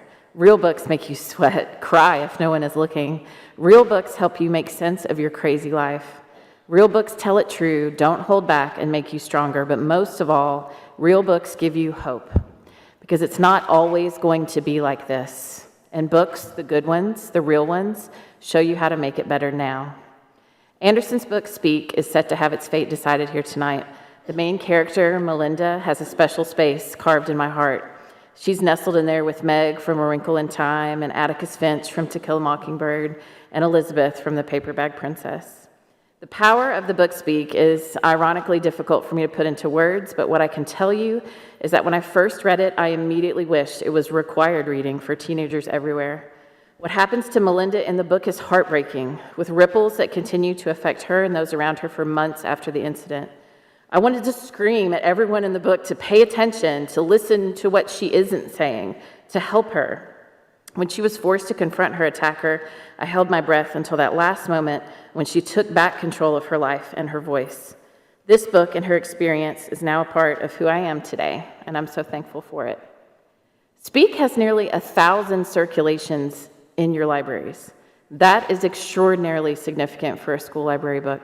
Students are reading it, they are gaining knowledge and strength and hope from Melinda's story.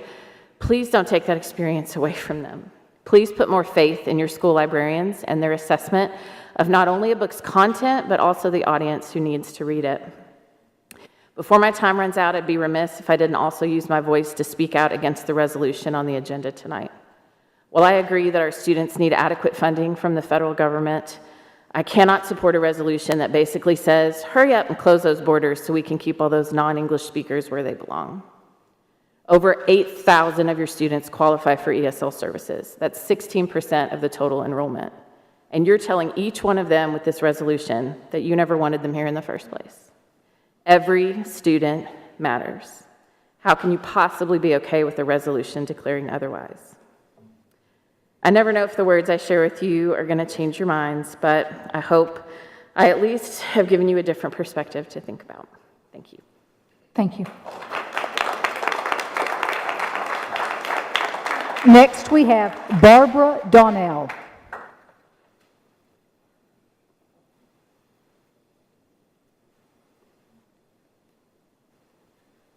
Hello, my name is Barbara Donnell. I'm a trustee with the Rutherford County Bus Organization, and I'm also a contractor. In the email that we received, it was stated that the RFP was put out to get a market analysis. There were 2 bids.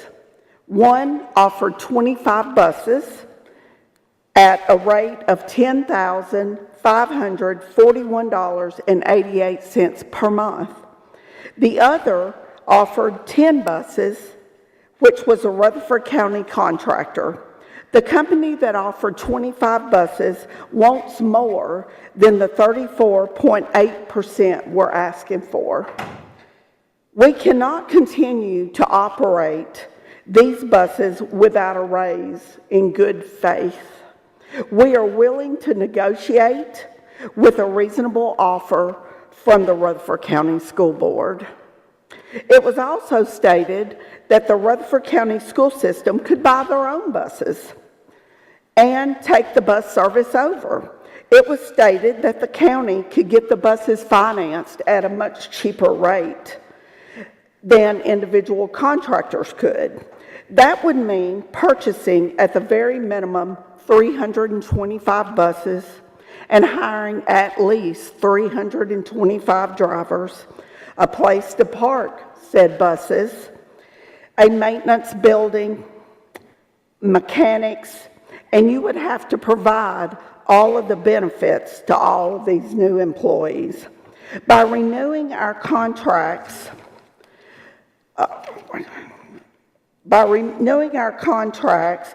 the insurance on employees we hire would be the contractor's responsibility, not the county's.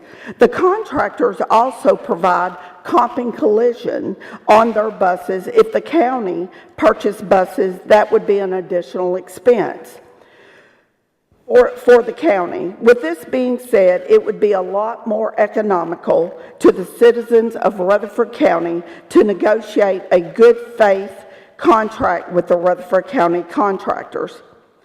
At the board's work session on Tuesday, January the 21st, it was mentioned that the parent responsibility zone could be put into effect. The last time this was voted on, it was stated that sidewalks would need to be built, and it would be safer and more cost-efficient to the citizens of Rutherford County to continue doing what we are doing, which is busing all of the children to school. All Rutherford County buses are 90-passenger buses. It also states this in our contract, with the exception of the special ed buses. Thank you so much. Thank you.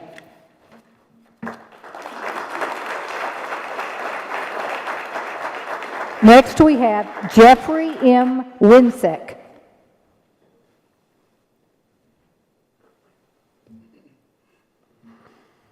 RCS board members, as elected officials, it is essential that you hear what your constituents think. Those voices are not always aligned with what I would say or someone else would, but it's important that you are listening, because we are listening. We are watching, and we will act accordingly as a community that elects people seated on this board. If you are not hearing what we, people as majority, say, your actions will have consequential subsequence.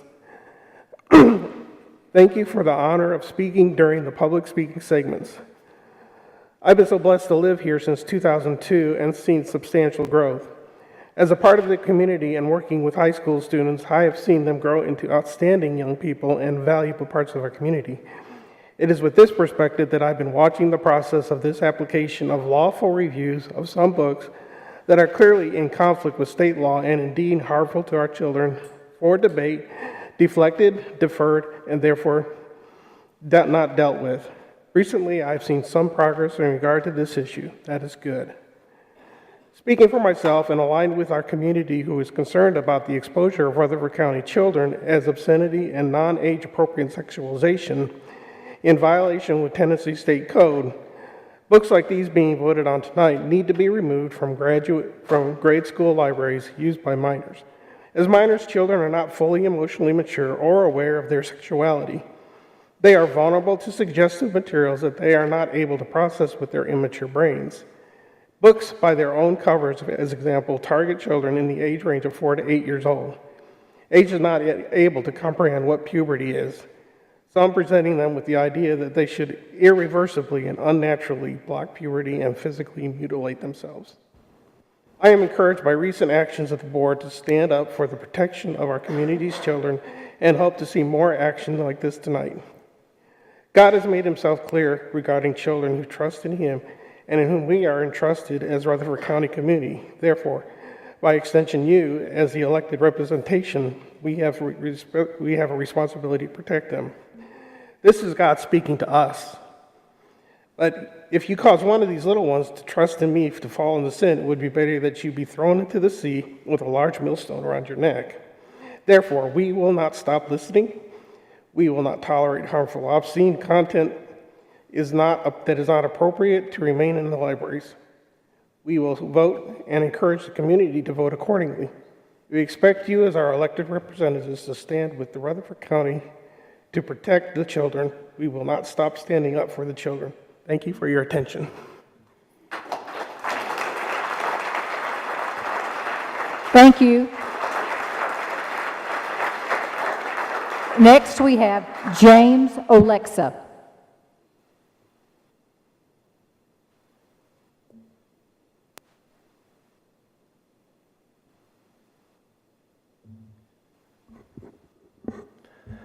Hello, Madam Chair. I'm here to address the book in light of some progress the board has made with some additional recommendations. I did want to point out that the board and the residents would likely benefit from a notice that any complaints or disagreements with the state legislature should be directed towards the state government. In other words, if there is such hate for a book ban, it should be directed at the lawmakers at the state level and not the executors of the laws sitting on this board. Moving on, it does certainly seem that the board is heading in the right direction regarding the retention of these books in question, but pending parental consent, which in my opinion is a good middle ground. If the book is questionable material, but the board keeps it, then the decision goes to the parents, which at the end of the day, I find to be the best middle ground for both sides of the aisle. However, there still seems to be concern over certain board members who are consistently voting to retain books or abstaining from voting. Madam Chair, I hope that the entirety of the board recognizes that they are directed to act in the best interests of their children and that their voices reflect their respective zones and its constituents. Board members who are consistently choosing to retain books are being recognized by constituents who do not agree with these choices, especially those who run as Republican or conservative. Furthermore, when board members abstain from or pass a vote, this is equally as damaging, if not more damaging, than any yes or no vote, because those board members have been chosen by constituents to represent their voices, and so abstaining from that is on the border of disrespectful, as they're declining to use their power to vote that we've bestowed upon them. So, Madam Chair, I'd highly encourage you to press your fellow chair members to not abstain from voting, especially in this highly charged matter of the books. The constituents deserve to know what the motives of the people, what the motives are of the people they have elected to these positions, and there's no room for ambiguity on this topic. So I will close with this. Tough decisions need to be made, and I think that the board members knew that going into this. And I would urge the board remember that at the end of the day, the decisions should be in the best interest of the children and their constituents that they represent. And that pertains to decision making when it comes to any topic and not just these books. So I would urge this board to continue pressing onward. Progress is being made, and middle ground is within reach.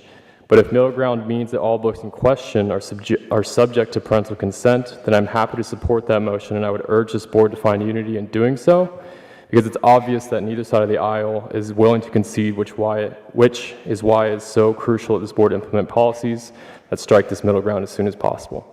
Thank you for your time. Thank you. Our last speaker will be Ms. Heather Cook.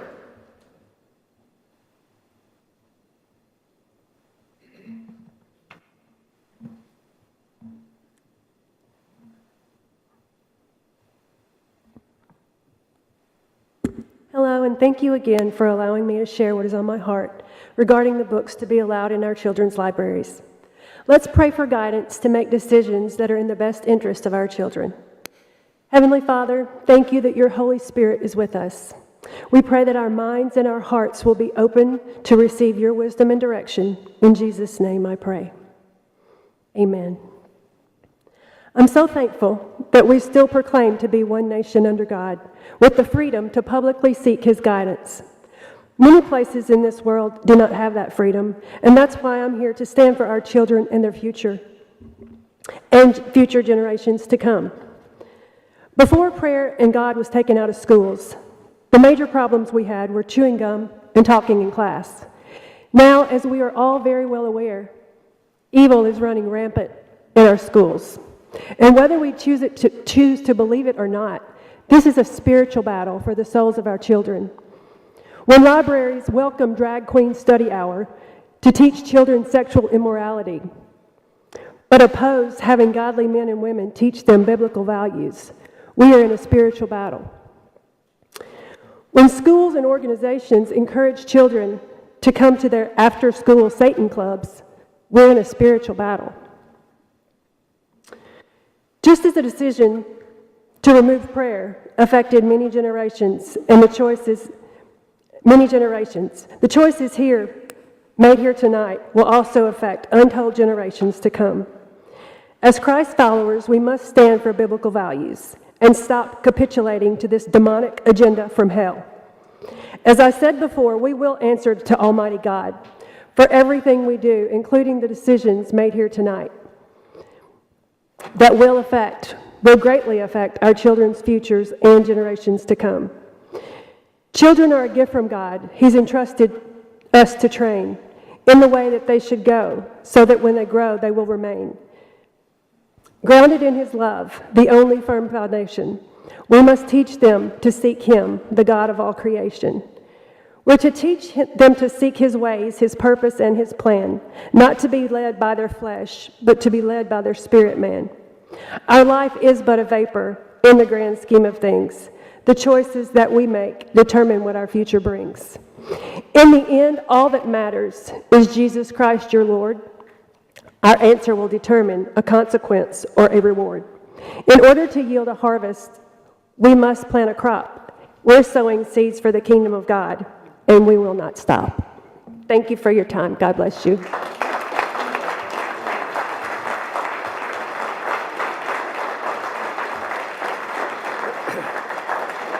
Next, we're moving to number 9.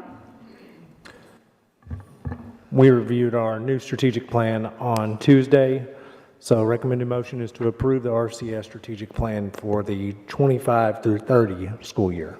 Any questions or comments? If not, I'll entertain a motion.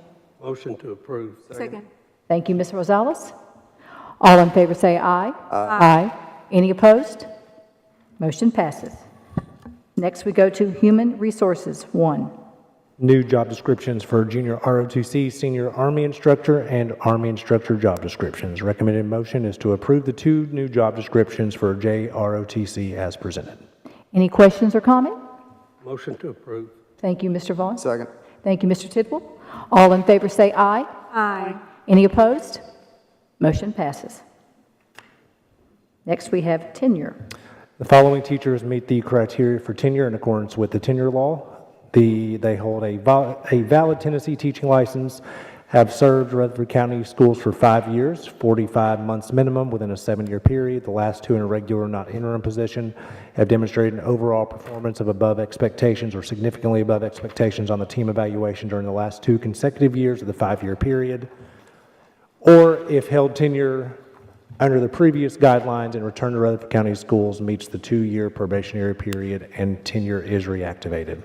As mentioned Tuesday night, if somebody is on here in a leadership role, they do not hold tenure as a school administrator or district personnel. They just hold tenure as a classroom teacher. And recommended motions to approve the recommendation of the Director of Schools to award tenure to the teachers who meet the criteria for 24-25 as presented. Any questions or comments? I'll make a motion to approve. It's a very, these people, it's a great honor So we're glad to have them. Second. Thank you, Ms. Rosales. All in favor say aye. Aye. Any opposed? Motion passes. Next, we go to legal. Legal, the first one, transfer student under discipline number 1. The board's been requested to admit a transfer student from another school system under discipline. The student was remanded for assault of another student. According to policy 6.318, the board may deny admissions of any student except those in state custody when a student transfers from another school system while under suspension or expulsion. Director of Schools' recommendation is to deny. Entertain a motion. Motion to approve. Thank you, Mr. Vaughn, and thank you, Ms. Sharp, for seconding. All in favor say aye. Aye. That one was hard to tell. Sorry. I thought he had the second. Mr. Tidwell had the second. Okay. Ms. Maxwell, I do have a question. Yeah, okay. Is he approving the denial or is he approving? Motion to approve the denial. Okay, then I second. Motion to approve the denial. Okay. Okay. Thank And I'm sorry, I couldn't see who got in there. Y'all are quick sometimes. Number 2. Bless you. Number 2, the board has been requested to admit a transfer student from another school system under discipline. This student was expelled for reckless endangerment, bringing and using a taser at school. According to policy 6.318, the board may deny admissions of any student except those in state custody when a student transfers from another school system while under suspension or discipline. Director of Schools' recommendation is to deny admission. Recommend to deny. Thank you, Mr. Vaughn. Do I have a second? Second. Thank you, Ms. Sharp. All in favor say aye. Aye. Any opposed? Motion passes. And we're going to move that one, so we're going to go to financial matters. Tab 4, so this is Fund 141 Fund Balance Amendment. This budget amendment cleans up expenditure line items at mid-year. On the revenue side, the budget is amended to reflect state grant allocations not included in the original budget. On the expenditure side, the larger items of this cleanup amendment reflect the increase in cost of school maintenance supplies and parts, instructional support supplies and materials, security, cybersecurity, maintenance contracted services equipment, transportation equipment, elementary school startup funds. Amendment has a net increase of both current year revenue and expenditures of $1,370,000 with no use of fund balance. Recommended motions to amend Fund 141 to clean up expenditure line items for a net increase of $1,370,000 in both revenue and expenditure line items. And again, this is just a mid-year cleanup. We will have an end-of-the-year cleanup as well. Any questions or comments? I'll entertain a motion. Move to approve. Thank you, Mr. Tidwell. Thank you, Mr. Vaughn, for seconding. All in favor say aye. Aye. Any opposed? Motion passes. Number 2. This is Fund 177, Fund Balance and Expenditure Approval. This amendment moves funds from account 34685 committed for capital projects to account 91300 335 maintenance and repair services. Buildings in the amount of $200,000. The movement of this money from fund balance will go to replace Stewart's Creek High Auxiliary Gym, which was damaged due to a break in a water main in the adjacent mechanical room. It was determined by engineering department the floor was not repairable and will need to be replaced. Recommended motion is to amend the 24-25 capital projects budget, Fund 177, by reducing amount 34685 committed for capital projects, by increasing account 91300 335 maintenance and repair services buildings the amount of $200,000 as presented. And just for the audience, our insurance deductible is $250,000, so this is cheaper than our insurance deductible. Any questions or comments? Motion to approve. Second. Thank you, Ms. Darby. All in favor say aye. Aye. Any opposed? Motion passes. Next, we go to engineering and construction. And it may seem redundant, we moved the money, now it's to approve the actual project. Stewart's Creek High Auxiliary Gym floor replacement on October 19th, 2024. A 6-inch main in the mechanical room of SCHS failed. The water made its way to the auxiliary gym. Since that time, engineering and maintenance has been working to dry out that area to determine if the floor can be saved. This time it's been determined the floor cannot be saved. Engineering and construction requesting to utilize $200,000 from Fund 177 fund balance to replace the floor. Recommended motion to approve the use of $200,000 for Fund 177 fund balance to replace the SCHS auxiliary gym floor as presented. Any questions or comment? Move to approve. Thank you, Ms. Darby. Thank you, Mr. Vaughn, for seconding. All in favor say aye. Aye. Any opposed? Motion passes. Next.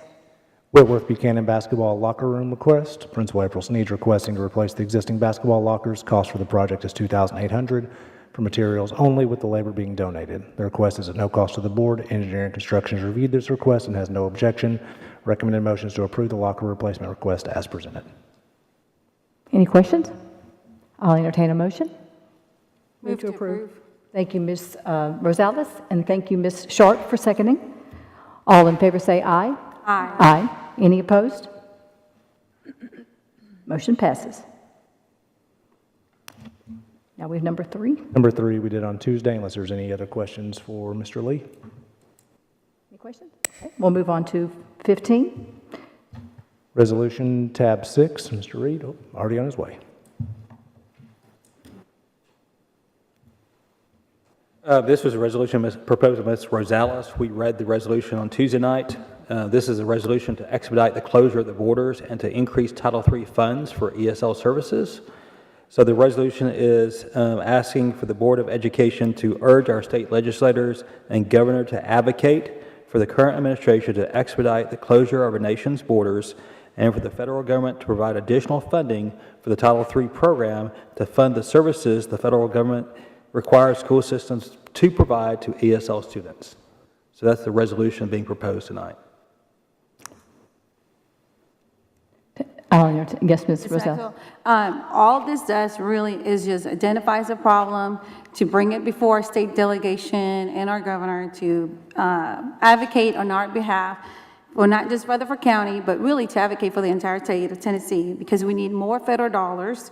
And so with that, I make a motion to move to approve the resolution as written. I'll second it. Thank you, Mr. Vaughn. All in favor say aye. Aye. Any opposed? Opposed. Ms. Sharp? This is a federal, this should be addressed at the federal level, not here. We don't have anything to do with this. This is a federal level issue.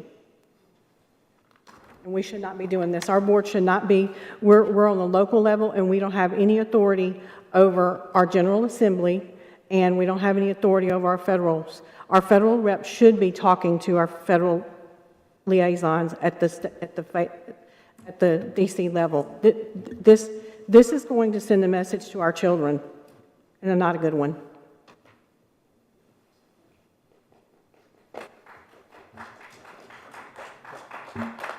Did it pass? Take a roll call vote. Okay.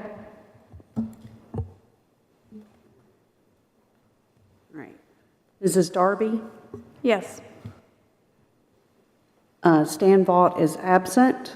Mrs. Rosales? Yes. Mr. Vaughn? Yes. Mr. Tidwell? Yes. Ms. Sharp? No. Mrs. Maxwell? Yes. Passed.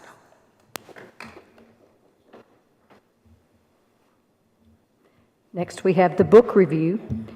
And just as we've done in the past, we're going to take a roll call vote and take each book at a time. And I will read the name of the book and the recommendation from the library committee. And if there's any questions, y'all are right there to.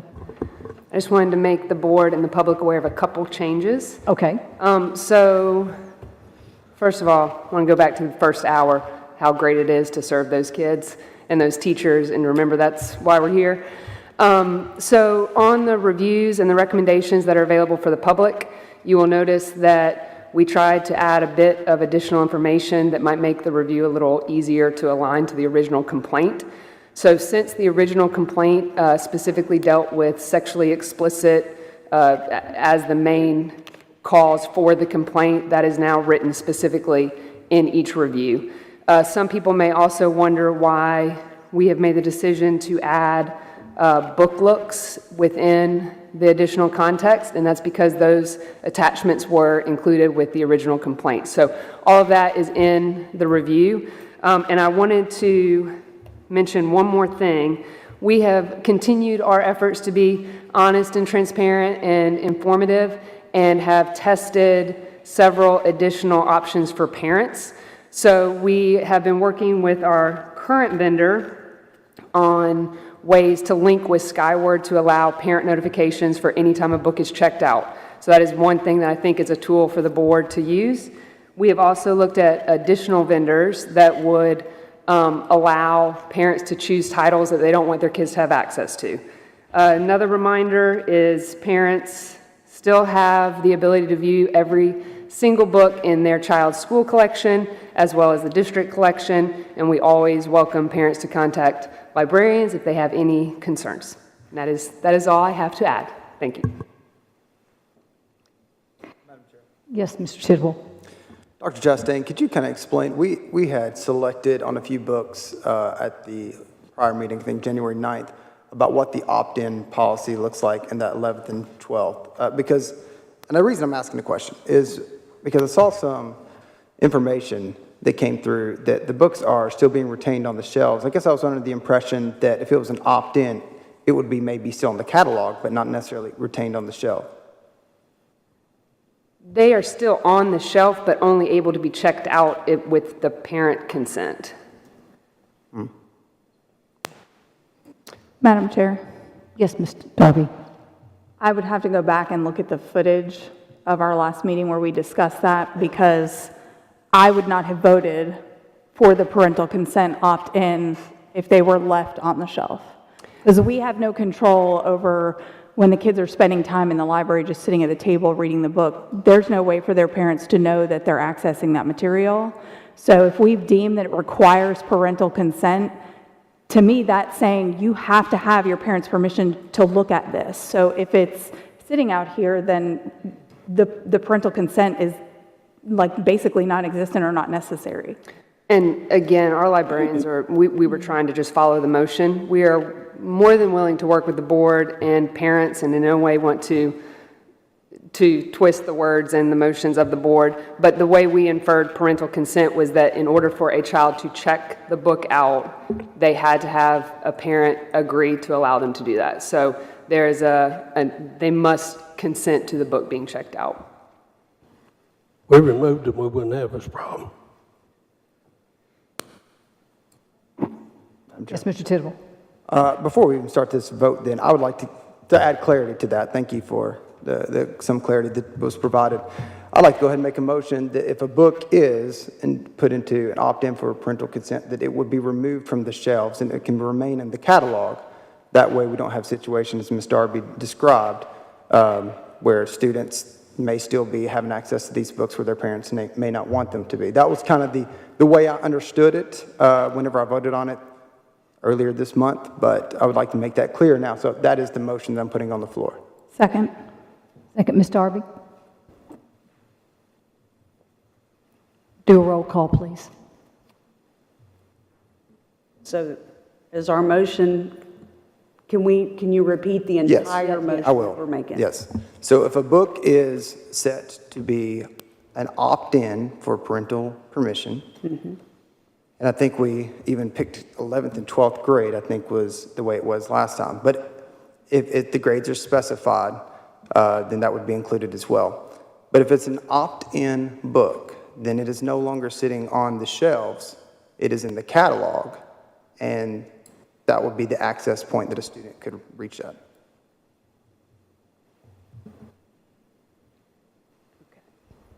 All right. Mr. Tidwell? Yes. Mrs. Rosales? Yes. Ms. Sharp? Yes. Mr. Vaught is absent. Mr. Vaughn? Yes. Mrs. Darby? Yes. Mrs. Maxwell? Yes. Passes.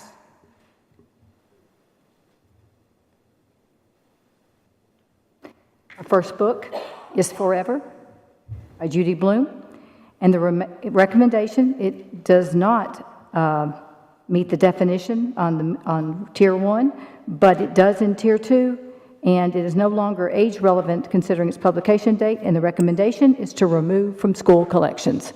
Move to approve. Second. Mr. Vaught? Roll call, please. Mr. Vaught is absent. Mr. I'll Vaughn? vote for him if you want me to. We're close. You vote by proxy. Mr. Vaughn? Yes. Mrs. Darby? Yes. Ms. Sharp? Yes. Mr. Tidwell? Yes. Mrs. Rosales? Yes. Mrs. Maxwell? Yes. Passes. The second book is Glass by Ellen Hopkins, and the recommendation is to retain in high school only. Motion to remove. Second.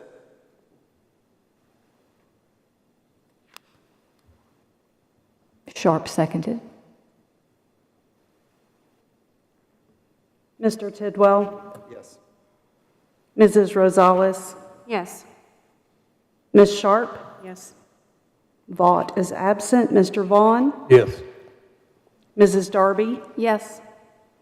Mrs. Maxwell? No. Motion to remove passes.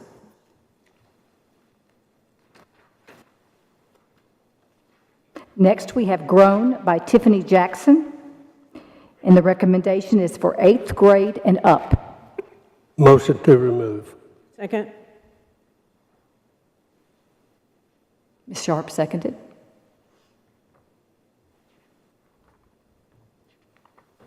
Mrs. Darby? Yes. Mr. Vaught is absent. Mrs. Rosales? Yes. Mr. Vaughn? Yes. Mr. Tidwell? Yes. Ms. Sharp? Yes. Mrs. Maxwell? No. It passes to remove. Next, we have Ready Player One, and the recommendation was to retain in high school. Motion to remove. Second.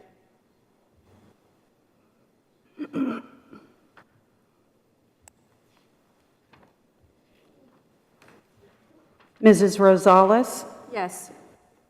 Mr. Vaughn? Yes. Mr. Tidwell? Yes.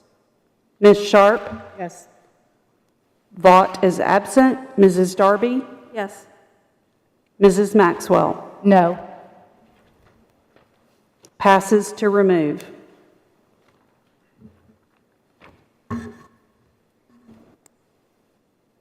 Next, we have Smoke by Ellen Hopkins, and the recommendation is to retain in high school. Ms. Maxwell? Yes. I'd like to make a motion to retain this at high school only in 11th and 12th with a parental opt-in. As always, I have been very involved in the book removal. I look at each book individually, and as I have looked through this one, there is a scene that is hard, but it is not described explicitly. So, and the nature of following the law, and I'll be the first one to say that I am not a fan of this author. I have removed many of her books, but I look at each one individually, and with that being said, that's why my motion stands to parental permission at 11th and 12th with an opt-in at the high school level only. I'll second it. Ms. Sharp? Yes. Mr. Vaught is absent. Mrs. Rosales? Yes.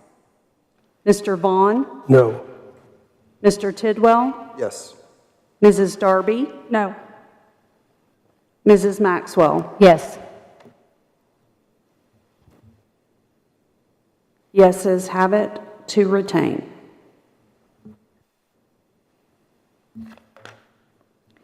Next, we have Speak, and the recommendation is to retain for middle and high schools. Ms. Maxwell? Yes, Ms. Rosales. So I was the one who brought all these books, and I just, to challenge them, and again, I just want to emphasize that it wasn't to pin board members against each other. I have not gone out of the way to rile up crowds. I'm not creating websites to share how people are voting. This was simply to come up with a game plan based on the accusations that we are carrying this, so that we can all together as a board collectively work together and be part of the solution and not be part of the problem if whoever wishes to engage. And right now we are following the policy as it is written, and that is why we are doing this. So with that, I want to say that with the book Speak, I would like to recommend that we keep this book. It is a very heavy topic that is addressed, and when something I did work on with the SROs, with the curriculum, and one of the things that we are going to be requiring, which I thought it was very, very important, is that they're going to be doing a class on date rape. And that's something that is very prevalent and that it happens.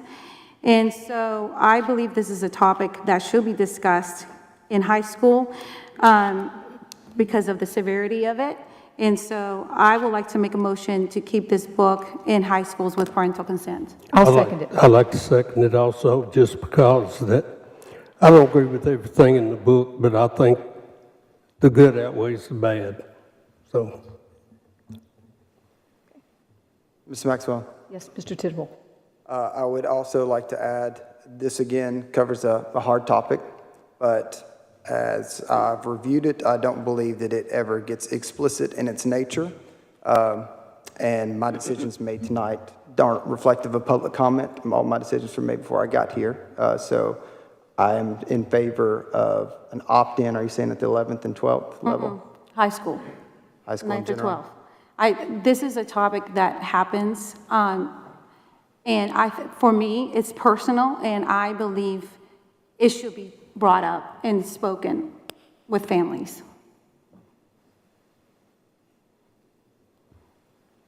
Ready to vote on it? Yeah, go ahead. Take the vote. Okay, I just want to clarify. The motion was made by Rosales. Mr. Vaughn seconded. Motion to retain in high school with parental consent. Ms. Darby? No. Mrs. Rosales? Yes. Mr. Vaught is absent. Mr. Vaughn? Yes. Mr. Tidwell? No. Ms. Sharp? No. Mrs. Maxwell? Yes. It's tied, so doesn't pass. We flip a coin now.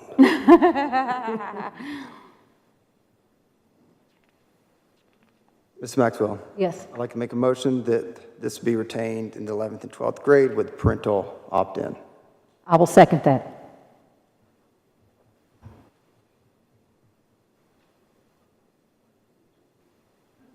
Okay.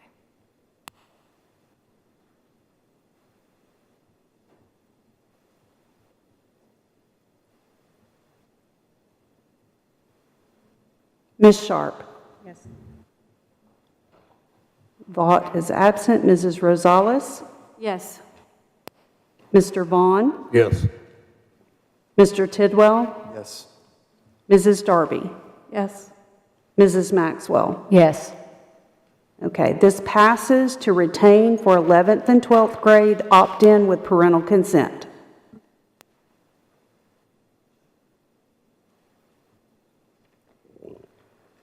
Okay, the second one is The Female of the Species by Mindy McGinnis, and the recommendation is to retain in high school. Move to remove. Second. Motion to remove. Second. Seconded by Mr. Tidwell.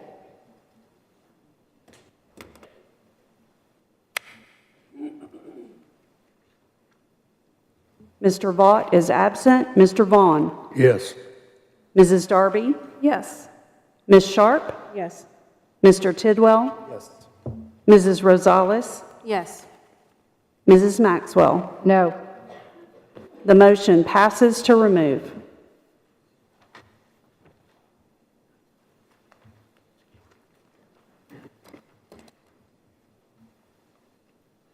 Next, we have The Kite Runner, the graphic novel. And I do want to say I have read The Kite Runner, the book. My husband served in Afghanistan bravely, and I wanted to know more about that country. And I recommend The Kite Runner. It's a good book. Sadly, this graphic novel is not the same as the book. The recommendation is to retain in high school only. Motion to remove. Second. Mr. Vaughn, motion, seconded by Mr. Tidwell.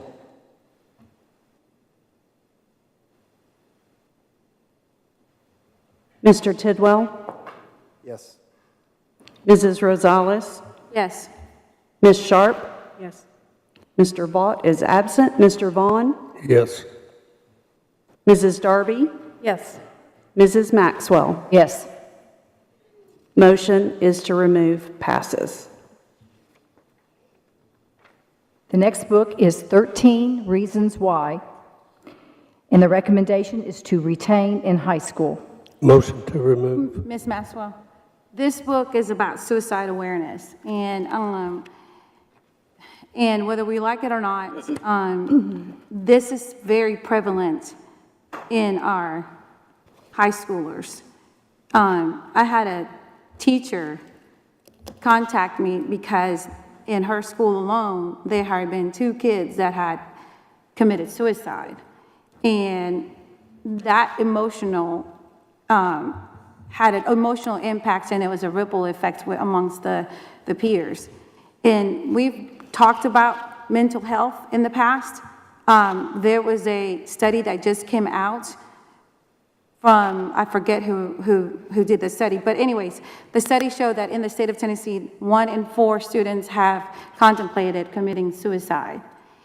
And so I would like to see if there is some, and that's what we have this, so we can have discussions to talk about certain things. And what I believe what's been happening with these books is that it's showing that within this genre that we go back to on young adult literature is that it talks about very topics that are prevalent within this age group, and this is one of those topics. So I just want to bring it up for discussion and to see if there is a way that we can work together to see if with parental consent is something that we can keep, I mean, if it's even at least 11th and 12th grade. Motion to remove. Ms. Maxwell? Yes, Mr. Tidwell. I appreciate the comments from Ms. Rosales. I think that there are 2 different violations of sexual excitement and sexual conduct, and for that reason, I would support removal.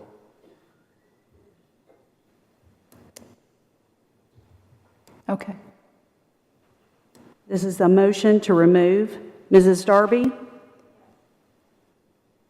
Mr. Vaught is absent. Mrs. Rosales? Yes. Mr. Vaughn? Yes.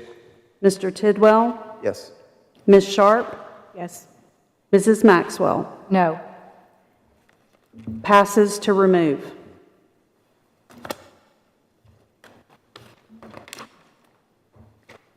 Okay, that's the last of our books. We are going to the financial report.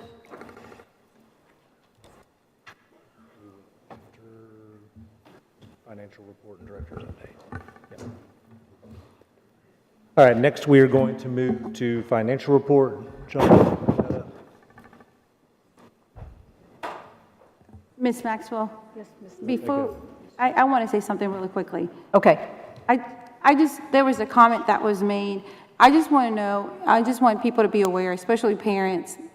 I appreciate people coming, and there's a lot of things that are happening. But in our county, we're very, very fortunate that we live in a county where we are all respected.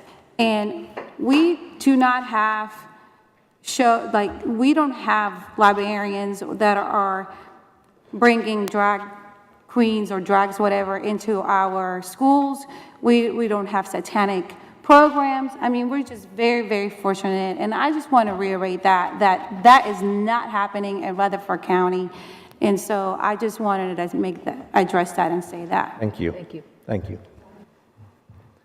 Yeah, I'd like to say one thing too, that, when we vote, we have to vote. I'm responsible for my vote. That's all I can answer for. And I respect our librarians' opinions and all like that, but at the end of the day, I'm the one that's got to put my stamp on it. So I'm voting for myself. So I love the librarians and they do a great job, but these votes were on us. Okay. Yep. We looked at our revenue the other night, and so today we're looking at expenditures. Yeah, this is going to be really boring, so you may not want to stay for this. So we'll give everybody you want to give everybody a minute or two? Yes, we'll give you a minute or two.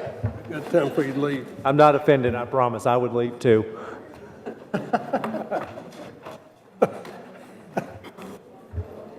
We all tell them that early on.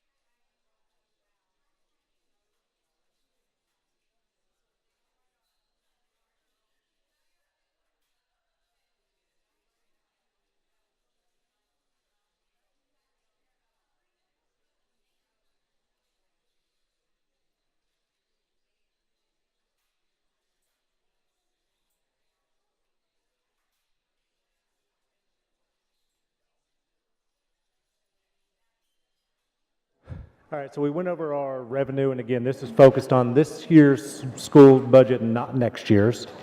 So we are only focused on 141 today, and this is just going to be a quick overview because we'll do a bigger dive into this next month.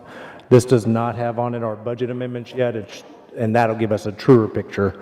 Just to give the board an idea of kind of where we are in the school year, we are roughly 56% through with the school year from a budgetary standpoint. Teachers are a little bit different. So when you look at our teacher accounts, we're at about 43 or 44% of the school year with teachers. Teachers are having accrual, so teachers actually get paid this coming July and August out of last year's budget. Our board members who have been here are familiar with that. They always have to take out July and August from this year's budget. So that's why you see the teacher account a little bit less than 50%. It still has 2 months that have to come out of it. You're going to see medical insurance is a little bit higher than 50%. Medical insurance premiums stop for us in May. And so you're going to see that amount, no, June. Yes, they stop in June for our employees. So you're going to see that amount pretty close to where that school year is. Again, we're not going to go through all these amounts, but you'll see that we're pretty much in line. The only ones that are concerns are contracts with private agencies. You're going to see those higher as we have to pay those a little bit more up front. If you'll flip to page, I'm just going to call out a couple of them. Page 3, it's alternative education. You'll see that one's a little bit less. Teachers, that reflects us not opening 814 South Church Street, and so that's one that will probably move some funds around throughout some of the year. Special education, that one is a little bit higher if you look on page 5. Contracts with private agencies, so I'm on page 5, 71,200, 312, 1.5 million. You'll see that we're over, so we're having to clean that part up with one of our budget amendments that is coming through. That is where Rutherford Academy and some of our other ones come through, so those contracts continue to rise as some of our students who have extreme special needs and new services, we have to continually increase that cost. Moving on to page 7, career and technical education, you'll see pretty much these percentages are all in line between that teachers between 42 and 44%. Career and technical education is a little bit higher. Some of those teachers are paid 12 months, especially your agriculture teachers that you see. They have the greenhouses they have to keep up with in the summer, so they're more 12 months. EAs are going to be a little bit higher than 40% because they are actually paid for the months that they work, and so they're not paid during June, July, August until they actually start working again. Attendance, I'm kind of just flipping through to page 9. If anything just kind of hits your attention, again, the biggest ones you're going to see on page 9, other contracted services is high, 86%, because we've already paid for Skyward for the year. Yes, ma'am. I'm sorry, back on page 7. Yep. The maintenance and repair, that's at 97%. Did we have something?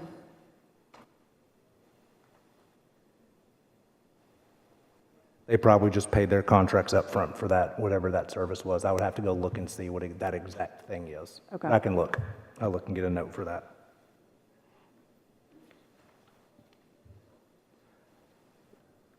So again, on page 9, 399, that one's at 86% because we pay Skyward up front for the year. So that's why that cost is already at 86% for the year. Flipping over to page 11, health services. This is where we pay our contracted vendor for our health service provider up at the very beginning of the year at 98%. In-service and staff development, you'll see that right now we have 15,000, it's 121%. We've actually only spent 12,000. We have an outstanding PO for 5,000, so we will liquidate some of that so that they don't actually go over. And so that's what we have to do a lot of times for those. Or we'll have to put more money into it as we do a cleanup amendment. Just kind of flipping through to see if anything else hit. 72,130, other student support, contracts with government agencies. I know that is one we are having an additional amendment to that the board just passed in 309. You'll see it's at 179.45%. Brian, off the top of your head, do you know what that one is? It's what we pay for security. Gotcha. So that's what our, gotcha. So what we are doing, this is with our security, with our SROs. We started 2 years ago paying for schools, middle schools and high schools. We changed the funding we sent down at the school level. We lowered per pupils that we sent down. Let's say it was $30 per student that we sent down for each kid they had to the school level. We lowered it to $25. I'm just using that number per kid. But instead, we sent them $10,000 to pay for security. That's where that number is. We did the same thing for graduation. So if the board will recall, we gave them $10,000 for graduation for our high schools. That is that amount where we are paying for their security fees. Yep. Just to clarify, so this is when they're doing extra outside of school services Yep. for the district? Okay. Yep. It is. Mainly it's athletic events. And we feel like we needed to cover that because we require them to have the number of SROs. We tell them how many to have. So, did you have something, Gay? I thought Dr. Martin was ready to talk. I was like, okay. Yep. Just kind of going on through, moving over to 72-210, and for our new board members, once we hit the 72s, anything under 71 is direct instruction with students. Once you hit 72, that's support services. So now we're moving into support services. You'll see everything for the most part in the 40s into the 50% range.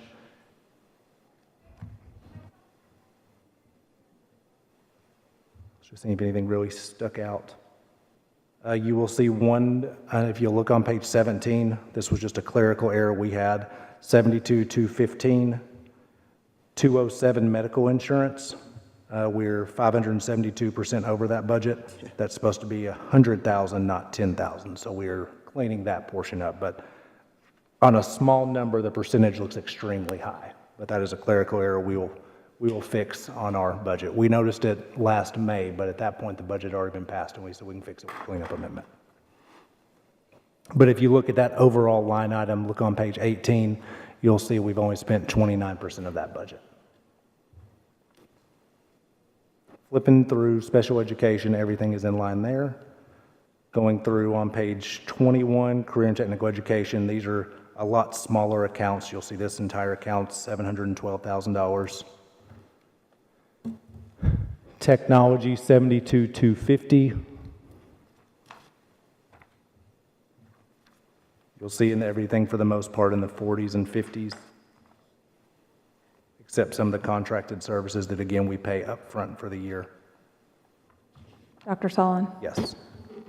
I don't know if it's another clerical error or not. On page 23, you've got a Staff development. 509%.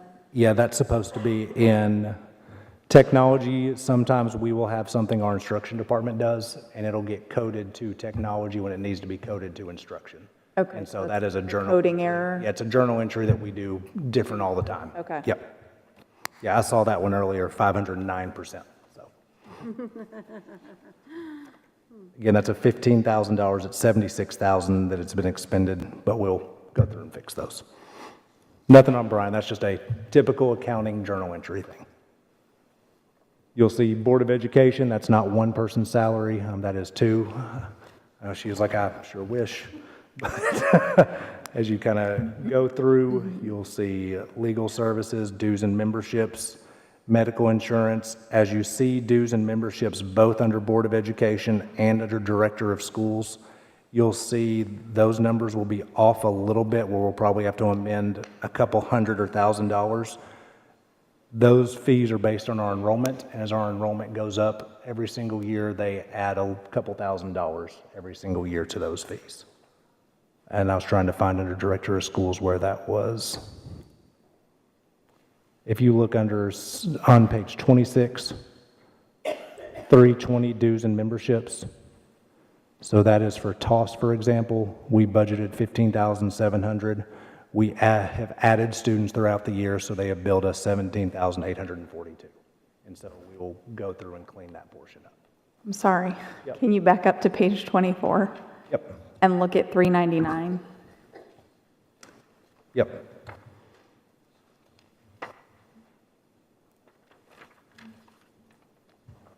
Any idea what that is, Brian? Yes, we'll discuss that in executive session. Okay. Yep, that's what that is.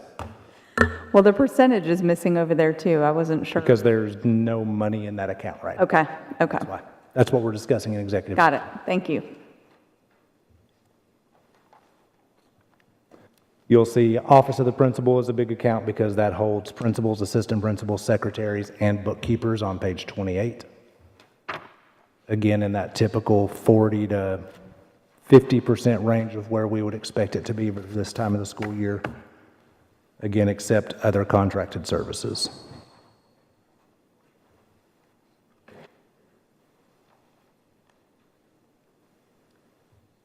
Then moving to page 30, fiscal services. Again, everything in that 40 to 50% range largely. We had new accountants this year, and that's the administrative equipment, computers, and those different types of things. So that money gets spent when we have our new staff at the beginning of the school year. On page 32, we're going through human resources personnel. Again, you'll see everything, the 30 to 50%. I know it's kind of redundant, not the most exciting, but it's a budget. Dr. Sullivan? Yes. Page 32, 399. Page, which page? 32? Yep. $399.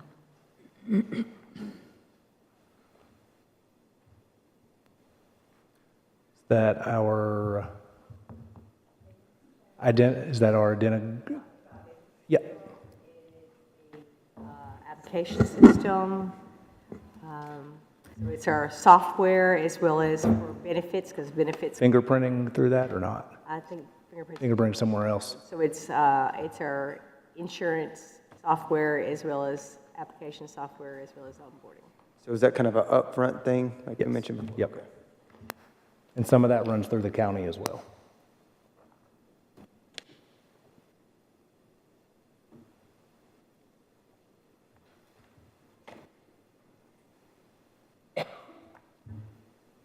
And operation of plant is one that is always high that we unfortunately have to put money into with the cost of custodial supplies, operation of plant, and then you'll see the next one, the maintenance of plant. We consistently have to put funds into this. I don't know a better way to do that. We just consistently try to have to put additional funds into these to try to maintain with the price of inflation or cost of inflation. Dr. Sullivan? Yep. 502 on page 34, building and contents insurance. That's paid up front. And the county sets that rate. We don't set it. They tell us what we pay. Okay. All right. I envision that going up at least $1 million this year as well. It went up 700,000 last year. I envision it going up $1 million this year. Wow. Yep. It was 200,000 last year, 2.7. If you've seen your home insurance rates, we expect it to go up at least $1 million. So it takes away your TISA funding very quickly, unfortunately. Yep. Well, no, we don't have any funding to get them some help. So. I mean, we're going to have to next budget. So that's when we talk about, and I hate to bring it up, but when we talk about teacher raises, bus contract, it is everything together. It's every portion of it that has to come together. If you will look at the next one, we're looking at page 36, maintenance of plant. That one is a little bit higher again because that one does cost higher throughout the school year to maintain. I expect if you look next at transportation, that one's going to be higher. Dr. Sullivan? Yeah. Sorry, page Nope. 36. What happened with the laundry service? Ray, what are you guys doing back there? More laundry? I'd like to personally get rid of it, but yeah, we've had more personnel sign up to get in, and we're looking at additional companies to provide our services next year. That's for our maintenance staff, so, yep.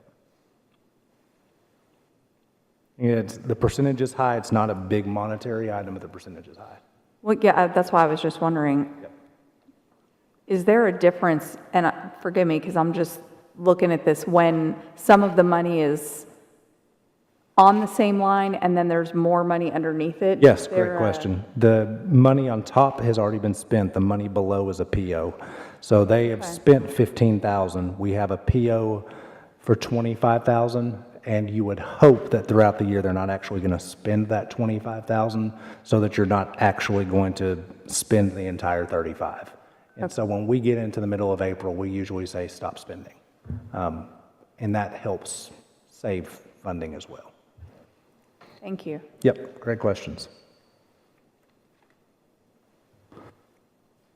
If you look at transportation, transportation is going to be closer to that 50% because we're 50% through the school year as far as transportation goes. Unemployment compensation is higher. We'll have to put, and this will be with bus aids, and so we'll have to put additional funding into that line. Yes. I'm going to back you up again. I'm so sorry.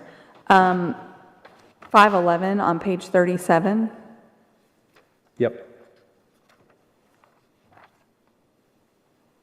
I know we got some new vehicles with some of the grant money. Mm-hmm. Is that already included in this one, or is this going to increase again That's already from included those? because it would be with CTE. Okay, is that maybe why it's also higher? Okay. And it's up front, so yes. Okay.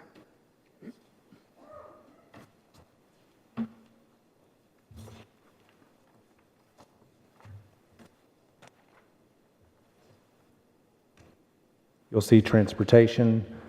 We have spent, and this does not include January yet, you'll see we have spent $12.7 million. We have 14.4 left. Once January rolls, we're right at about half of the year. And so it is allocated to spending exactly what it should. Then the last one is early childhood education, or last one's early childhood education, 2.7 million, and again, those are between 30 and 40%. And then we have our real last one, regular capital outlay. A lot of this is CTE grant that we have to move money between with the governor's CTE money that he spent through. We have to have somewhere for that money to land. So, again, sorry, I know that's boring. There's no way for me to make that exciting. So that's our financial report. Nothing additional in the director's report other than we had a message go home to parents today about school safety. School safety, of course, is always top of mind. That is about as close as it can possibly get. So we're constantly reviewing our procedures. As Ms. Maxwell said, our thoughts and prayers definitely continue to go out for Antioch, Metro Nashville. It's something you never want, and that's as close as it can get to our community. We asked our parents to please talk to their kids. We have our Stop It app, talk to their kids about not circulating rumors, but make sure that they take every rumor they hear serious so that we are addressing everything that we can. Mr. Vaught's not here for the Tennessee Legislative Network or the Federal Relations, so I'm going to ask that we recess for just a bit. Madam Chair? Yes. Would you mind if I just say something because I'm not sure how many people are going to leave while we're in that? I know I said it Tuesday, but we've had another lovely meal provided and another table full of just amazing things that our schools have provided to this board. Thank you is really not enough. I'm always very humbled this week. It's kind of hard sometimes to accept stuff like that, but please know that this board appreciates y'all showing your appreciation the way you do. You really do spoil us. Thank you. Thank you. Ms. Maxwell? Yes, Ms. Are we in Rosales. general discussion right now? Or are we coming back for general discussion? I think technically we are coming back to. We're coming back for general discussion. There's nobody here, but technically we're coming. Oh, well, I'm going to say that real quick. So I would like to add to the next time that we meet in the policy committee, it's going to be a while, to have discussion in how we bring some parameters to possibly, I know we talked about an opt-in for the parental consent, but if there's an avenue option to, for parents to give consent to even something as simple as getting a notification. I know that there's some technicalities that can be looked at, but consent as to what they're looking at or something in that nature. So, so we can have a discussion in that regard when it comes to the library books and how we can involve the parents in that regard. Okay. Just quick clarification, because I was thinking about this after the first discussion. Point of clarification for now, we will have any book that requires parental consent. I'm going to advocate to have those behind the librarian desk that still require a parent opt-in digitally or via a phone call. Does that sound? That is... Can I ask you a question? Yes. When they're, and I know you may not have this yet, so we may need to come back to it, but I'm a parent, I get a notification that says, hey, your child requested to check out this book. Are we just listing the book? Are we telling them, like, are we providing the sheet with the librarian's recommendations along with that? We are not. So we have two options. Right now, as of today, we have an integration with Skyward that will send an automatic email to whatever's listed in Skyward of notification that your child has checked out a book. We can do that right now, and we're testing that right now. That's not a perfect system because obviously some parents, as we know, don't check emails. But again, this isn't top of mind for every single parent either, which is why I advocate for the phone call to the librarian. However, that's an option we can do right now. The second option is an additional vendor that we're looking at what those different systems may look like, where you as a parent at the beginning of the year could even go as minute as selecting individual titles. So I want my student to have access to the entire library. However, these are some books I'm aware of. I can select these titles. My child will never be able to check those books out unless I call and change those titles. That is one option we're looking at that would require us to go to a different vendor, although we're asking if our current vendor can provide something similar. We can't do that right this second, but that's something that I think would help meet the need. Obviously, there's a proximity question that I wish we could, that's just a level of control that I don't know how we get around the possibility of a student going and if we're worried about a student taking a book and hiding in a corner and reading it, although I advocate for students reading all the time. So in so many ways, I'm all for that. But that's a different level of proximity that I trust our librarians to do. So for now, what we can do, we can take any of these books that require parental consent. We can put them on a shelf behind the librarian desk. Anytime a student requests to check that book out, there would need to be confirmation either in writing or via phone call. Those are the only two options we have discussed currently. That is what we're doing today. We are also testing the email system. Since I have the mic on, I have one other ask. I support our librarians, and they are doing so much. I cannot in good conscience continue to have 2 readers on every single title right now we've only agreed on 1. Would it be okay if we move forward to get through this more quickly and just do 1 reader, same process? Yes. I think we had the liberty in our process regardless, but that is something I'm asking for to shift our focus. I'd much rather them be, addressing the needs of the students that are sitting in front of them. So that is probably a move that we will make after tonight. Do we need a motion? No, because the procedure we're able to set the procedure. Okay. Yeah, I think that's fine, because it's going to come back on us anyway. I want to thank you. I think you guys have moved heaven and earth to try to meet us in the middle ground, and I can't thank you enough. And we really do value you guys. Thank you so much. I echo Ms. Yes, Ms. Sharp. words too. Since everybody's going to be gone, in the vein of Ms. Darby, in the School Board Appreciation, I would like to send a thank you for us for the lunch today at Holloway, and Ms. Drayton and her wonderful students, and the parents that came and spoke today.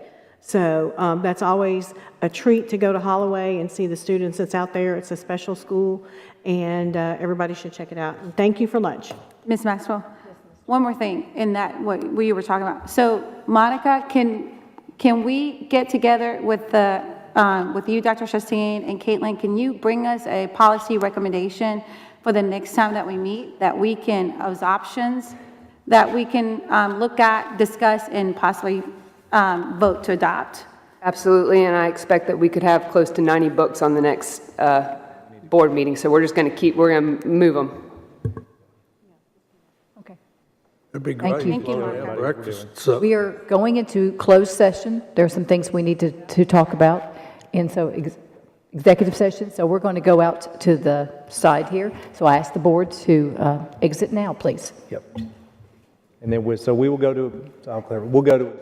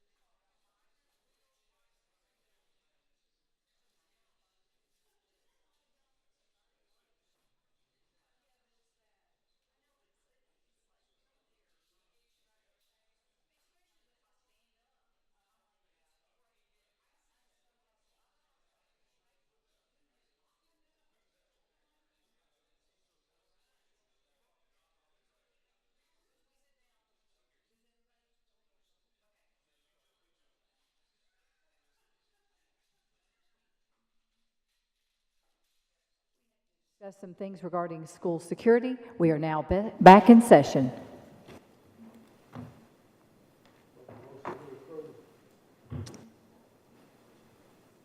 Like to read. He was quick. Madam Chair? Yes. Did we call for, oh, well, we can't discuss that. No, we can't. So Never mind. he made a motion I'll second it. to approve, and Mr. Tidwell seconded. All in favor, say aye. Aye. Any opposed? Motion passes. Is there anything else? If not, Ms. Darby? Move to adjourn. Second.